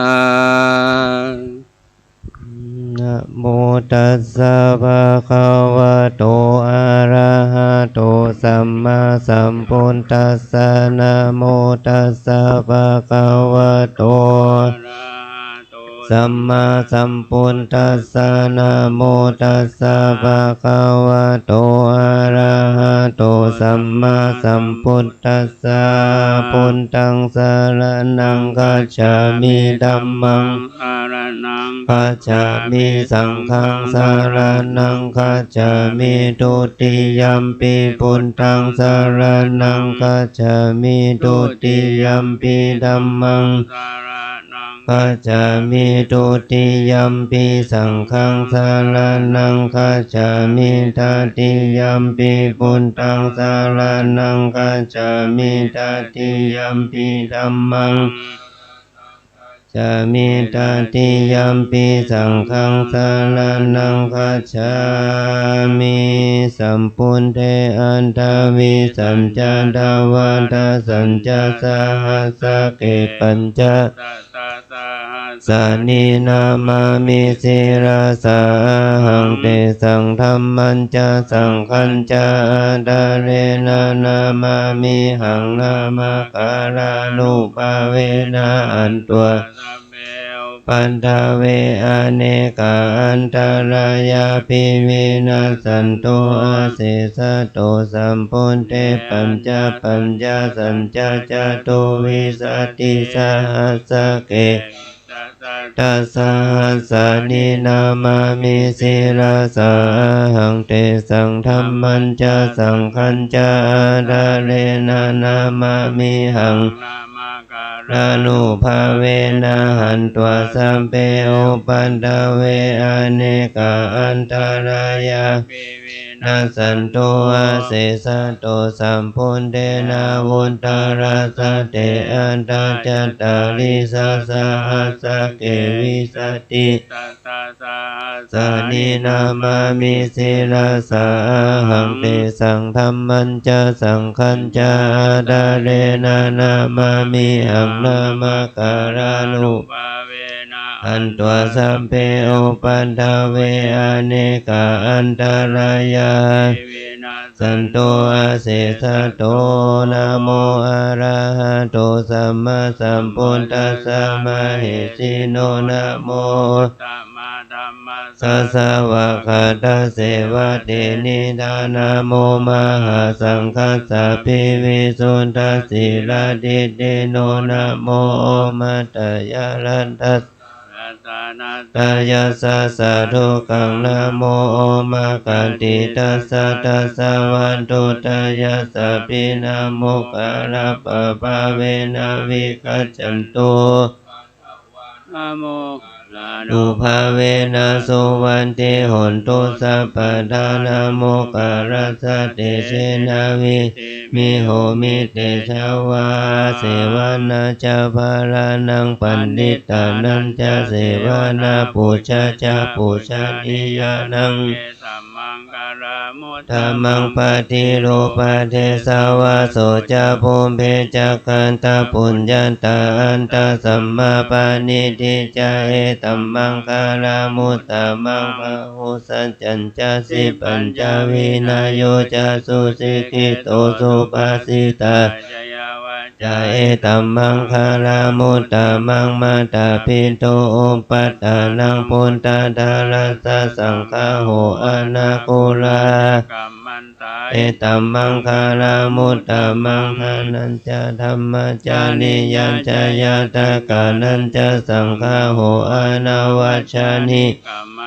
เอตัมมังคารามุตตะมังอาราติวิราติปะปะมัจจปะนาจะสัญญาโมอัปปะมาโดจะธัมเมสุ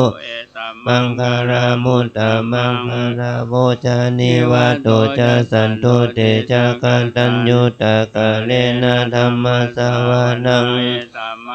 รามุตตะมังขันติจะโสวะจะสัตตะสัมมานานันจะทัสสะนังกะเลนะธัมมาสักขะจาเอตัมมังคาราตัมมังตะปุจะภัมมาจาริยัญจาริยสัจจานันทัสสะนังนิพพานะจาเอตัมมังคารามุตตะมังพุทธัสสะโลกะธัมเมหิจิตตังยัสสนะกัมปติราชังเขมังเอตัมมังคารามุตตะมังเอตาทิสานิกะตัวนาสัพพันธรรมปาราชิตาสุติขัจจันติตันเตสังมังคารามุตตะมันติมหามังคาราสุตตังยังกินชีวิตังอิทาวาหุลังวาสะเคมังอันทิตันทาคาเตนะอิดัมปิปุนเตระตานังปานิตังเอเตนะสัจเจนะสุวันติโหนตุขายังเวราคังอามาตังปานิตังยะตัสสะคาสมาหิโตนะเตนะธัมเมนะสัมมันติกินจิเอธัมปิธัมเมระตานังปานิตังเอเตนะสัจเจ ติโหนตุยัมปุณฑสเสโดปาริวันนายิสุจิงสมาธิมานันตาลิกัญญามาโหสมาธินาเทนะสมุนาวิชติรัตนังปานิตังเอเตนะสัจเจนะสุวันเตโหนตุยิปุคคาราตัสสะตังปัสสัตตาจัตตานินิโหนเตเตทาคินายาสุขตัสสะสาวกาเอเตตุตินานิยามสังเกระตานังปานิตังเอเตนะสัจเจนะสุวัตเตโหนตุเยสุปายุตามนัสสะทันเหนานิกามิโนโคตามัสสะสะนามิเตปฏิปัตตาอามาตังวิคัยหารตาปุญจมานาอิธัมปิสังเคระตานังปานิตังเอเตนะสัจเจนะสุวันเตโหนตุกีนังปุรานังนาวังนันติสัมภาวังยะติเกภาวะสัมมิเตขินาปิชาวิรุณิฉันตานิปันติทิลายะทายัมปฏิโปอิธัมปิสังเกตานังปณิตังเอเตนะสัจเจนะสุวันเทโหนตุเมตัญจะสัพพะโลกัสสมิงมานะสัมภาวะเยปริมาณังอุตังอโตยติริยัญจะสัมภะทังอเวรังอาจาปะตังทิตัญจารังนิสินโนวาสยโนวาวิคัตามิโตเอตังสติอาทิตายาภมะมิตังวิหารังอิตมาหุติติจาศีลวัฏัสสะเนนะสัมปันโนกะเมสุวินัยเขดังนาหิจตุกะปัสสะยังปุนาเลติติกาลนิยามเมตตาสุตตังอัปปมาโนพุทโธอัปปมาโนธัมโมอัปปมาโนสังโฆปมานาวันตานิหิวิชิกาสัตตาปฏิโอนานาภิสาลาภูโมสิกะกตามิกะกตามิปาลิตาปฏิกัมมันโตพุทธานิโสหังนะโมภะคะวะโตนะโมสัตตานังสัมมาสัมพุทธานังอาทิโลเกศีลาโคโนสัจจังโสจยานุตตยเตนะสัจเจนะกะหามิสัจจกิริยามนุตตรังธรรมทาลังสาลิตัวบุปเกชิเนสัจจภาลามาวาสายาสัจจกิริยามะกะสะหังสันติปัคคะปัตตนาสันติปัฏฐาวัญจนามาตาปิตาชาตเวทาปฏิกัมมัสสหัสสจเจกเตไมหังมหาปัจจลิโตสิกิวสิสิโสราสกาลิสานิอุตตะกังยะถาสิกิสัจเจนะเมสะโมนันทิเอสะเมสัจจปารามิติอุเตตะยัญจักขุมาเอกราชาหาลิสาวันโนปะดาวิตังนามาสามิหาลิสาวันนังปะดาวิปะปะสังตายาสักุตอวิหาริมุทิวาสัญเยปัมมานาเวทาคุเมเตเมนะโมเตจามังปารายันโตนามันโตพุทธานังนามันโตโพธิญาณโมวิมุตตานังนาโมยะอิมังโสปาลิตังกัตวะโมโลจาลาติเอสานาอิติปิโสภะคะวะอะระหังสัมมาสัมพุทโธสัมปันโนสุขโตโลกาวิโตอนุตตโรปุริสธรรมสารติสัตตเทวามนุสสานังพุทโธภะคะวะติสวากาโตภะคะวะตาธัมโม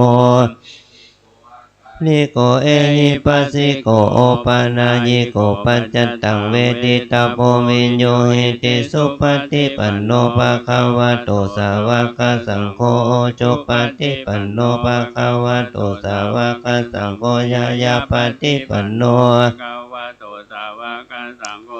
อิติปฏิปันโนภะคะวะโตสาวกสังโฆยะติตังจัตตาริปุริสายุคานิอัตตปุริสาปุคลาเอสะภะคะวะโตสาวกสังโฆอาหุนโย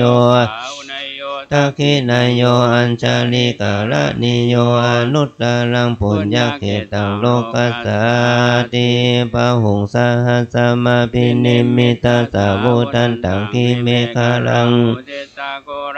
เสนามาลังธานาทิธัมมาวิธินาชิตาวามุนินโตตันเตชะสัพพวตุเตชะยามังคารานิกาลติเลกามาปิโยจิตาสัพพะติโคลัมปนาลาวะกามะกามะตัตตายะ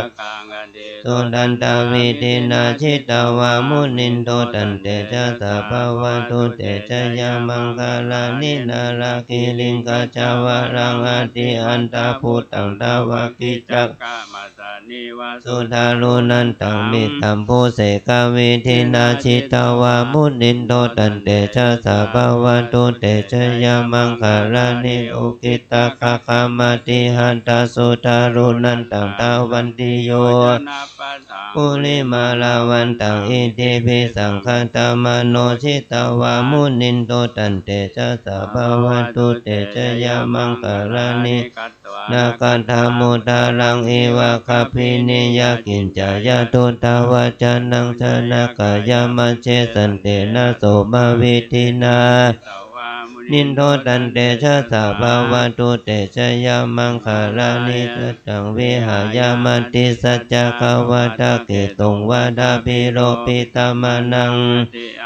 พุทธังปัญญาปฏิปัจจาริโตชิตาวามุนินโทตันเตชะสัพพวตุเตชะยามังคารานิโตปันนันตาพุจกังวิพุทธังเตนะเถระพุจเขนะธรรมาปยันโตอิโตปะเทสาวิธินาชิตาวามุนินโทตันเตชะสัพพวตุเต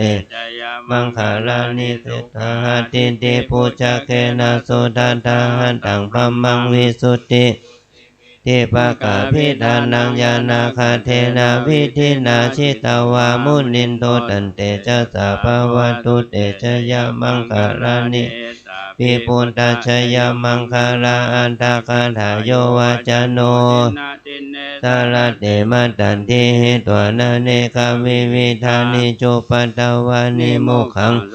อธิขามายานาโรสัพปัญโยมหาการุณิโกนาโดหิตายาสัพพปานินังโพเลตวปารามิสัมโพธิมุตตะมังเอเตนะสัจจวัชเชนะโหตุเตชะยามังคารังชยันโตโพธิยามุเลสักกายานันนังทิวัตโนชยโยโหหิชยาสุชยมังคาเลอปาราชิตาปัลลังเกสิเสปดาวิปุคาเลอภิเสกเกสัพพพุทธานังปะโมทันติสุนักขันตังสุมังคาลังสุปปันตังสุโหติตังสุขโนสุโมโหโตจะสุญิตังปัมมัจจาริสุกัมมังปะทักขินังมาทักขินังมโนกัมมังปณิติเตปะทักขินาปะทักขินานิตัวนาลปันตันเตปะทักขิเนยันตุนิมิตังอวามังคาลัญจโยจามานะโปสะกุณาสัสสะโตปะปะกะโหอากันตังพุทธานุภาเวนะวินาสมินตุยันตุนิมิตังอวามังคาลัญจโยจามานะโปสะกุณาสัสสะโตจังอากันตังธรรมานุภาเวนะวินาสมินตุยันตุนิมิตังอวามังคาลัญจโยจามานะโปสะกุณาสัสสะโตปะปะกะโหตุโสภินังสังฆานุภาเวนะวินาสมินตุจักขัตวะพุทธรัตนังโอสันตังอุตตมังวาลังหิตังเทวามนุสสานังโสทินานัสสันตุปัตตวาสัพเพทุกขาบุปัสสมินตุเตสักขัตวะธรรมรัตนังโอสันตังอุตตมังวาลังปาลิลาโหปัสสมานังธรรมเตเชนะ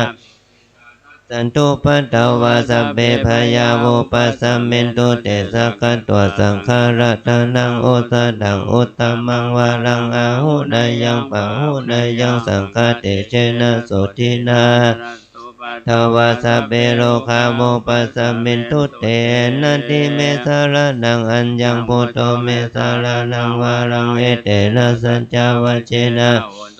จยมังคารังนาติเมสารนังอัญญังธัมโมเมสารนังวารังเอเตนะสัจจาวเชนะโหตุเตคารังนาติเมสารนังอัญญังสังโฆเมสารนังวารังเอเตนะสัจจาวเชนะโหตุเตจยมังคารังยังกินจิรัตนังโลเกวิสติวิวิตังพุทโธรัตนังพุทธัสสะมังยังกินจิรัตนังโลเกวิสติวิวิทังพุทโธรัตนังธัมมัสสะมังนันติตัสสะมาสุติภวันตุเตยังกินจิรัตนัง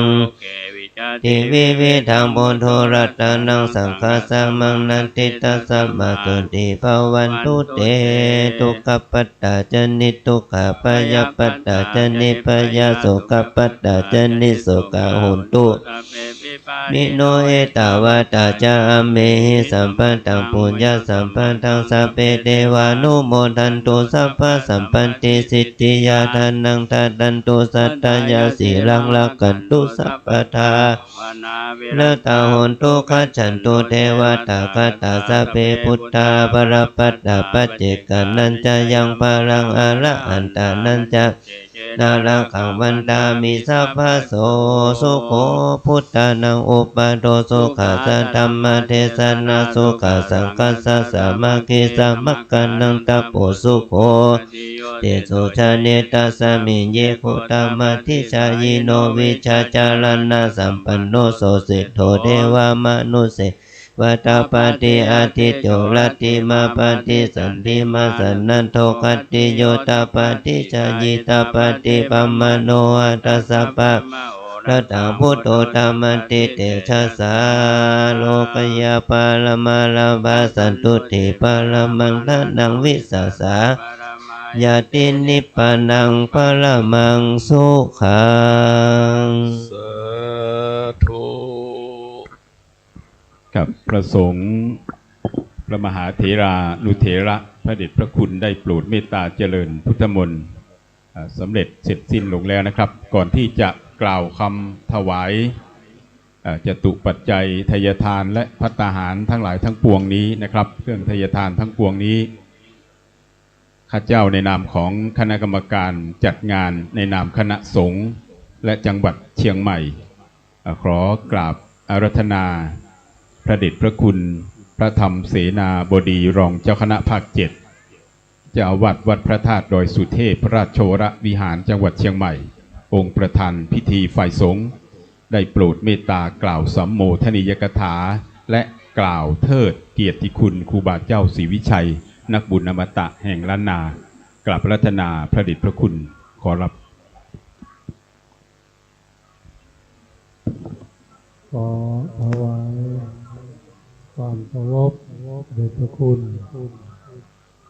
หลวงพ่อพระเทพปริยัติที่ปรึกษาเจ้าคณะภาค7พระสงฆ์เทรานุเถระที่เคารพนับถือทุกท่านเจริญพรท่านรองผู้ว่าราชการจังหวัดท่านอดีตนายกเทศบาลตำบลสุเทพท่านกำนันดีท่านกำนันนกแก้วญาติโยมสาธุชนทั้งหลายวันนี้เราท่านทั้งหลายต่างมีความปิติยินดีที่ได้มาอยู่ร่วมในการรำลึกนึกถึงวันจอบแรกที่ครูบาเจ้าได้นำญาติโยมศรัทธาสาธุชนประชาชนพวงชนเป็นมากพวงหลวงหลายมาประกอบพิธีเพื่อจะทำถนนเส้นทางนี้เส้นทางอันเป็นอมตะ เส้นทางที่นำไปสู่ความผาสุกเส้นทางอันประเสริฐเป็นวรมัคคานับวันก็ นำความ าสุขความเจริญมาสู่ประชาชนมาสู่บ้านเมืองมาสู่นครพิงค์เชียงใหม่ของเรานักขึ้นนักขึ้นนักขึ้นแต่ละวันมีผู้ที่มาใช้ถนนหนทางเส้นนี้สัญจรไปมาโดยความสะดวกสบายด้วยความสุขทั้งนี้ล้วนแต่เป็นเส้นทางแห่งบุญแห่งกุศลเรียกว่าใช้ ยิ่งใช้ก็ยิ่งเกิดเป็นบุญเป็นกุศลนักขึ้นตลอดเวลาวันนี้พวกเราทั้งหลายคณะผู้จัดงานซึ่งมีท่านพระครูปัญญาสังฆการผู้ช่วยเจ้าวาดวัดศรีโสดามาเป็นประธานในการเป็นหัวเรี่ยวหัวแรงในการจัดทำบุญทำทานรำลึกนึกถึงวันจอบแรกที่ได้กระทำที่ครูบาได้กระทำมานับถึงวันนี้เป็นเวลาถึง89 ปีแล้ว89 ปีเป็นเส้นทางอันประเสริฐจริงๆคนที่ใช้เส้นทางนี้ได้รับความสุขจริงๆได้รับบุญกุศลจริงๆครูบาเป็นต้นแบบเป็นแบบฉบับของทั้งพระเจ้าพระสงฆ์เป็นผู้นำของพระเจ้าพระสงฆ์ของญาติโยมศรัทธาเป็นผู้ที่ตั้งมั่นอยู่ในบุญในกุศลจริงๆเพราะนั้นเราทั้งหลายลำนึกถึงครูบาเมื่อใดเราก็มีความสุขนึกถึงเส้นทางเมื่อใดเราก็มีความสุขเส้นทางนี้เป็นเส้นทางอมตะที่เป็นเส้นทางที่อยู่ยั่งยืนยาวนานแม้แต่เวลาจะผ่านไปเป็นเวลานมนานสักปานใดแต่เส้นทางเส้นนี้นั้นก็ยังคงดำรงอยู่และนำมาสู่ความสุขความเจริญของบ้านเมืองดังที่ได้กล่าวไว้แล้วนั้นสมแล้วที่ทางคณะรัฐบาลจะได้จัดหรือว่าจะได้ส่งเสริมให้พระครูบาเจ้าศรีวิชัยเป็นบุคคลสำคัญของโลกซึ่งขณะนี้ก็กำลังดำเนินการมีการประชุมต่างๆเพื่อเตรียมการเตรียมงานเตรียมประวัติส่งเข้าสู่ที่ประชุมพิจารณาของยูเนสโกเพื่อประกาศเป็นบุคคลสำคัญของโลกสืบต่อไปขอพวกเราทั้งหลายได้ตั้งจิตได้ตั้งเจตนาและส่งเสริมเกียรติคุณเกียรติประวัติของท่านครูบาซึ่งเป็นที่เคารพนับถือของพวกเรามาโดยตลอดนั้นได้เป็นที่รู้จักของคนทั้งโลกสืบไปขอพระอานิสงส์ผลบุญที่คณะผู้จัดงานได้ร่วมกันกระทำบำเพ็ญในวันนี้ขอญาติโยมสาธุชนอุบาสกอุบาสิกาทั้งหลายได้รับพรได้รับผลได้รับอานิสงส์เป็นความผาสุกความเจริญขอทุกท่านเจริญด้วยจตุพิธพรชัยทั้งสี่มีอายุวันนะสุขะภละปฏิภาณธรรมสารคุณสารสมบัติจงทุกประการทั่วกันทุกท่านทุกคนด้วยเถิดสาธุ ในโอกาสบัดนี้นะครับในนามท่านผู้ว่าราชการจังหวัดเชียงใหม่ขอกราบเรียนเชิญท่านรองชัชวาลปัญญารองผู้ว่าราชการจังหวัดเชียงใหม่ประธานในพิธีฝ่ายคฤหัสถ์นะครับได้กล่าวพบปะศรัทธาสาธุชนกล่าวด้านหน้าเลยครับท่านรองครับผมโดยเวลาเล็กน้อยครับท่านครับกราบนมัสการ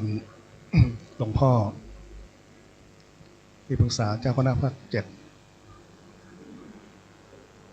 พระเถรานุเถระทุกรูปนะครับก็กราบสวัสดีครับ พ่อแม่พี่น้องคณะศรัทธาสาธุชนทั้งหลายนะครับ วันนี้ก็เป็นวันที่หมู่เฮานั้นมีความปิตินะครับมาร่วมกันรำลึกถึงนะครับวันจอบแรกที่ครูบาศรีวิชัยเจ้านะครับที่ท่านได้มีจิตตั้งมั่นนะครับบูรณาการร่วมกับคณะศรัทธาเจ้าจังหวัดเชียงใหม่นะครับที่ทำต่างขึ้นบรมธาตุโดยสุเทพนะครับที่หมู่เฮาฮู้กันอยู่นะครับนับตั้งแต่วันนั้นมาจนถึงบัดนี้เนี่ย89 ปีนะครับวันนี้ก็วันที่9 พฤศจิกายน 2566สิ่งที่ครูบาเจ้าศรีวิชัยท่านได้ทำคุณูปการคือหมู่เฮาทั้งหลายนะครับนับว่าเป็นเนื้อนาบุญเป็นบุญเป็นกุศลเป็นสิ่งที่หมู่เฮาเจ้าเชียงใหม่นั้นภูมิใจและเคารพนับถือเป็นอย่างยิ่งบุญบารมีของครูบาศรีวิชัยเจ้านั้นผมเชื่อว่าคนเชียงใหม่ของเฮาทุกคนนะครับเวลาสวดมนต์ก่อนนอนเนี่ยทุกคนก็จะภาวนาถึงนะครับบุญบารมีของครูบาศรีวิชัยเจ้าคือปกปักรักษาเจ้าเชียงใหม่พร้อมด้วยหมู่เฮาทั้งหลายนะครับจงมีแต่ความสุขความเจริญอันนี้เป็นสิ่งที่ประจักษ์แต่คนเชียงใหม่ของเฮานะครับวันนี้ผมก็ต้องขอกราบขอบพระคุณพี่น้องทั้งหลายนะครับที่มาร่วมงานกันวันนี้นะครับเพื่อเป็นประเพณีเป็นชัยยะที่เฮาได้สืบทอดกันมาเบิ่ง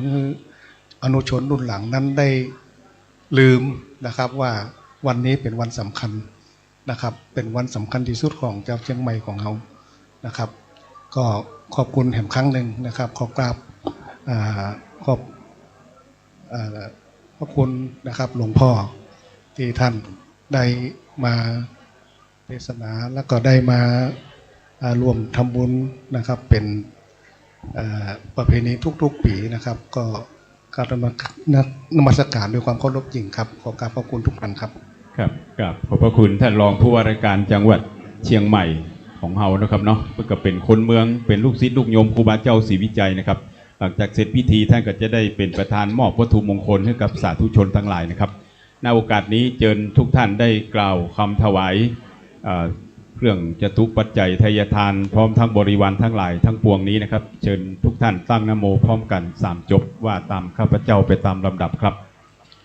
นะโมตัสสะภะคะวะโตอะระหะโตสัมมาสัมพุทธัสสะนะโมตัสสะภะคะวะโตอะระหะโตสัมมาสัมพุทธัสสะนะโมตัสสะภะคะวะโตอะระหะโตสัมมาสัมพุทธัสสะอิมานิมะยังพันเตภัตตานิสัปริวารานิภิกขุสังคัสสะโอโนชยามะสาธุโนพันเตภิกขุสังโฆอิมานิภัตตานิสัปริวารานิปฏิคันหาตุอัมหากัง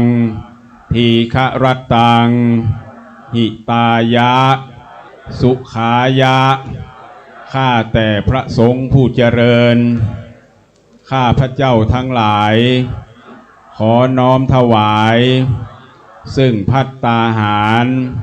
พร้อมกับของบริวารทั้งหลายเหล่านี้ของข้าพระเจ้าทั้งหลายเพื่ออุทิศถวายแด่ครูบาเจ้าศรีวิชัยครูบาศรีวิชัยเจ้าแก้วนวรัตน์เจ้าแก้วนวรัตน์บรรพบุรุษเทวบุตรเทวดาบิดามารดาสรรพสัตว์ทั้งหลายแม่ธรณีเจ้าที่และเพื่อประโยชน์และความสุขแก่ข้าพเจ้าทั้งหลาย ตลอดกาลละนานเทิ ตลอด น กาลนานเทิน สาธุ กับในโอกาสวันนี้จะเป็นพิธีน้อมถวายจตุปัจจัยทายทานนะครับแด่พระพุทธและพระธรรมเจ้าพระสังฆเจ้าพระสงฆ์พิธีพระมหาเถรานุเถระตามลำดับนะครับน้อมถวาย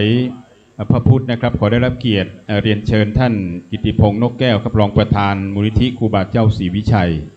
และน้อมถวายพระเดชพระคุณหลวงพ่อพระธรรมเสนาบดีรองเจ้าคณะภาค 7วัดพระธาตุดอยสุเทพพระราชวรวิหารองค์ประธานฝ่ายสงฆ์ก็ได้รับเกียรติเรียนเชิญท่านชัชวาลปัญญารองผู้ว่าราชการจังหวัดเชียงใหม่น้อมถวายพระเดชพระคุณพระเทพปริยัติที่ปรึกษาเจ้าคณะภาค 7วัด7ยอดพระอารามหลวงนะครับขอได้รับเกียรติเรียนเชิญท่านสิริพรนำพานะครับปลัดอาวุโสอำเภอเมืองเชียงใหม่น้อมถวายพระเดชพระคุณพระเทพสิงหวราจารย์ดร.รองเจ้าคณะจังหวัดเชียงใหม่ขอได้รับเกียรติเรียนเชิญท่านผอ.สิริพรสิริโสดานะครับผู้อำนวยการสำนักงานคุมประพฤติจังหวัดเชียงใหม่เรียนเชิญท่านกิตติพจน์ตันประเสริฐผู้อำนวยการสำนักงานบังคับคดีจังหวัดเชียงใหม่ในพระเดชพระคุณพระภาวนาธรรมาภิรัตน์และพระสงฆ์พิธีตามลำดับนะครับเรียนเชิญท่านธัญศักดิ์แสงสีจันทร์อดีตนายกเทศมนตรีตำบลสุเทพท่านดร.บุญลือเผือกผ่องรองนายกเทศมนตรีตำบลสุเทพท่านกำนันสุรเชษฐ์ตาคำมากำนันตำบลสุเทพท่านดารุณีชัยวรรณาครับพนักงานคุมประพฤติชำนาญการพิเศษท่านเสาแก้วพายุประธานอาสาสมัครคุมประพฤติจังหวัดเชียงใหม่ท่านร้อยตำรวจเอกธีรศักดิ์ทิฉลาดรองสวปสพภูพิงค์นะครับจังหวัดเชียงใหม่ท่านร้อยตำรวจเอกรัฐพลทันชวนิชครับรองสารวัตรสถานีตำรวจท่องเที่ยวจังหวัดเชียงใหม่พ่อหลวงบุญยืนอานนท์สมิงครับสทเทศบาลนะครับตำบลช้างเผือกท่านปลัดอำเภอประจำตำบลสุเทพแม่หลวงวันเพ็ญธรรมเทศครับประธานกลุ่มพัฒนาสตรีตำบลสุเทพท่านพนาภัยคุ้มสะดวกผู้อำนวยการกองสวัสดิการสังคมเทศบาลตำบลสุเทพท่านสุรีพันธ์ทองมณีประธานกลุ่มช่างฟ้อนตำบลสุเทพได้น้อมถวายตามลำดับเรียนเชิญครับท่านครับแล้วก็เรียนเชิญแม่หลวงดารุณีมัทถาพันธ์ผู้ใหญ่บ้านหมู่2ห้วยแก้วตำบลสุเทพมอบปฏิกระมคณายกพ่ออาจารย์ศรีวันเฮานะครับนะเรียนเชิญทุกท่านครับได้น้อมถวายพร้อมกันเลยครับหลังจากที่เราได้หมู่เฮาที่อยู่ทางโต๊ะตั้งบ้านนั่งยกมือประนมมือ10 นิ้วนะครับเราจะได้สาธุการพร้อมกันดังๆ3 จบไปทั่วโลกนะครับสาธุสาธุสาธุแล้วเอามือจบศีรษะของไปของมันเนอะเพื่อแผ่ถวายครูบาเจ้าแล้วก็ปิตามารดาพ่อแม่เฮาเป็นต้นครับถวายเสร็จกับนั่งอย่างที่รับรองถวายเสร็จก็นั่งที่เก้าอี้รับรองที่รับรองตามเดิมนะครับจะได้รับพรจากพระสงฆ์กรวดน้ำรับพรณโอกาสบัดนี้นะครับครับบุญกินบุญตานปกปักรักษาทุกคนทุกท่านเนอะบทุกบัญญัติบัจเจ็บบัจจนด้วยกันคู่คนอายุวันโนสุขังพลังนะครับเนอะฮับปอนด้วยกันนะครับยะถาวาริวหาปุราปาริปุเรนติสาคารังเอวะเมวะอิโตทินังเปตานังอุปกัปปติอิชิตังปฏิตังตุมหังคิปะเมวะสมิจฉตุสเพปุเรนตุสังกปาจันโทปนรโสยะถามณิโชติลโสยะถาวิวันชันตุสัมปโรโควินาศตุมาเตภวันวันตรายโยอิคายุโกภวสัมปิติโยวิวันชันตุสัมปโรโคส สตุมาเตภวันวันตรายโยสุขิติขายุโกภวสัพพิวิวันชันตุสัมภโรโควินาสตุมาเตสุขีติขายุโกภวะอภิวาทนาสีลิสนิจจังโวนทายิโนจันทารธรรมวันทันติอายุวันโนสุขังปารังอายัญจะโคทากินาทินนาสังฆามิสุปฏิทิตา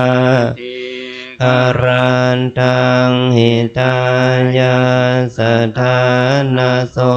อุปกัมปติโสยาโมจะยังนิทาสิโตเปตานาโปชาจักตาอุราลาภลัญจะนามานุปทินนางทุมเหหิปุญญังปสุตังปะกันติรัตนัตยานุภาเวนรัตนันตยเตจะสาตุกโรเวราโสกาสัตตุจุปันทวาอเนกาอันตรายาปิวินันตุอาเสสะโตชยเสียนทิทานังลาพังโสติภาคยังปรังสิริอายุจวันโนจะโพคังโมนทิจะยะสวาวันสาจะอายุจะเชียวสินเทภวันตุเตภวตุสัพกรังรังขันตุสัมปเทวตาสัมปพุทธานุภานาสันทาโสนทิภวันตุเตภวตุสัมปมังคลังขันตุสัมปเทวตาสัมปธรรมานุภาเวนัสสัทธาตุเตภวตุสัมปมังคลังรังขันตุสัมปเทวตาสัมปสังฆานุภาเวนัสสัทธาโสนทิภาวันตุเต สาธุขอเชิญทุกท่านหันหน้าไปทางองค์อนุสาวรีย์ครูบาเจ้าสลีวิจัยครูบาเจ้าสินธรรมตั้งจิตลำลึกถึงปารมีธรรมท่านเจ้าได้มาโปรดภายพี่น้องศรัทธาเส้นต่างเส้นนี้พระเดชพระคุณหลวงพ่อพระธรรมเสนาบดีได้ประรบเป็นวรมาคาแห่งสวรรค์นิพพานครูบาเจ้าได้สร้างให้เราได้สะดวกสบายนับนี้ไปก็ขอให้หมู่เราได้มีความสุขความสบายอย่างวรธรรมหลวงพ่อได้ให้ไว้อะยังวุจติ ยังอุจติ สิริวิชโยนามะ สิริวิชโยนามะ มหาเทโล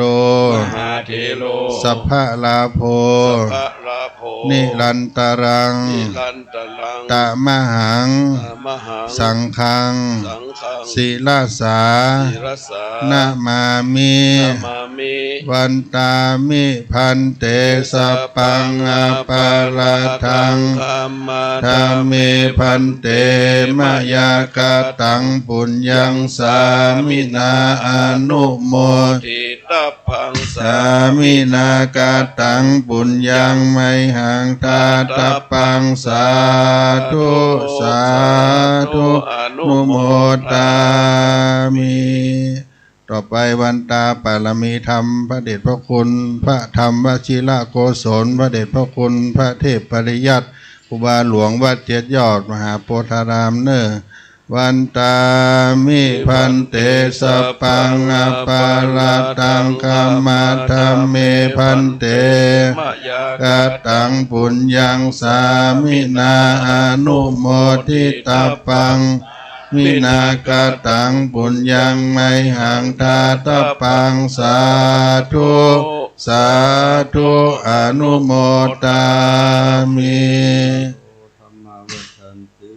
อายุวันโนสุขังภะลัง สาธุกับลาพระรัตนตรัยอรหังสัมมาสัมพุทโธภะคะวาพุทธังภะคะวันตังอภิวาเทมิสวากขาโตภะคะวะตาธัมโมธัมมังนามัสสามิสุปฏิปันโนภะคะวะโตภะคะสังโฆสังฆังนามามิกับขอบพระคุณพระมหาเถรานุเถระอันมีพระเดชพระคุณหลวงพ่อพระธรรมเสนาบดีประธานสงฆ์ได้โอกาสแก่พุทธศาสนิกชนตลอดถึงพระเถระทั้งหลายเจริญพรท่านชัชวาลปัญญาท่านรองผู้ว่าราชการจังหวัดเชียงใหม่ต่อไปขอเชิญท่านรองได้ไปแจกวัตถุมงคลด้านหน้าองค์อนุสาวรีย์ครูบาเจ้าศรีวิจัยเป็นผ้ายันรุ่น89แต่เจ้าพ่อหลวงพ่อกำนันไปเหมาหวยไว้2 แผง89เอาไว้เป็นทุนจัดงานเดือน3 เปงนี่เนอะที่วัดพระธาตุแสงจันทร์แล้วท่านด็อกเตอร์พระครูธีระสุทธพจน์ปั่นเกินกันแทงหวย89เนอะ เลขงาม เลขงาม ขโยมหลวงพ่อพระเถรานุเถระจุตนองค์นะครับเนี่ยมารับวัตถุทายทานนิมนต์ฉันเข้าคณะกรรมการเฮาได้จัดพระทหารเช้าเนาะถวายพระเดชพระคุณพระมหาเถรานุเถระพระสังฆเจ้านะครับทั้งหมู่ทั้งมวลเนอะและก่อนในนามของคณะกรรมการจัดงานกราบไหว้สาในร่มบุญบารมีพระเดชพระคุณพระธรรมเสนาบดีรองเจ้าคณะภาค7วัดพระธาตุดอยสุเทพพระราชวรวิหารองค์ประธานพิธีฝ่ายสงฆ์นะครับในนามคณะศรัทธาวัดพระธาตุดอยสุเทพโดยนะครับเนาะที่โปรดเมตตาเดินทางมาเป็นประธานในพิธีนะครับพร้อมด้วยพ่อครูปราโมทสมการเนาะคณะกรรมการเฮาจัดพระทหารเช้าทางด้านนี้ครับใครจะมีอาหารเสริมมันยังก็มาถวายเนอะหน้าเบื้องหน้าครูบาเจ้าศรีวิจัยได้บุญด้วยกันนะครับเนาะเพราะฉะนั้นก็ตอนนี้นะครับขอให้ตั้งแถวเด้อเลี้ยงหนึ่งนะครับเด้อท่านรองผู้ว่าราชการจังหวัดเชียงใหม่จะได้แจกวัตถุมงคลรุ่น89มีเหรียญครูบาเจ้าศรีวิจัยและก็ผ้ายันเนี่ยเนาะนะครับ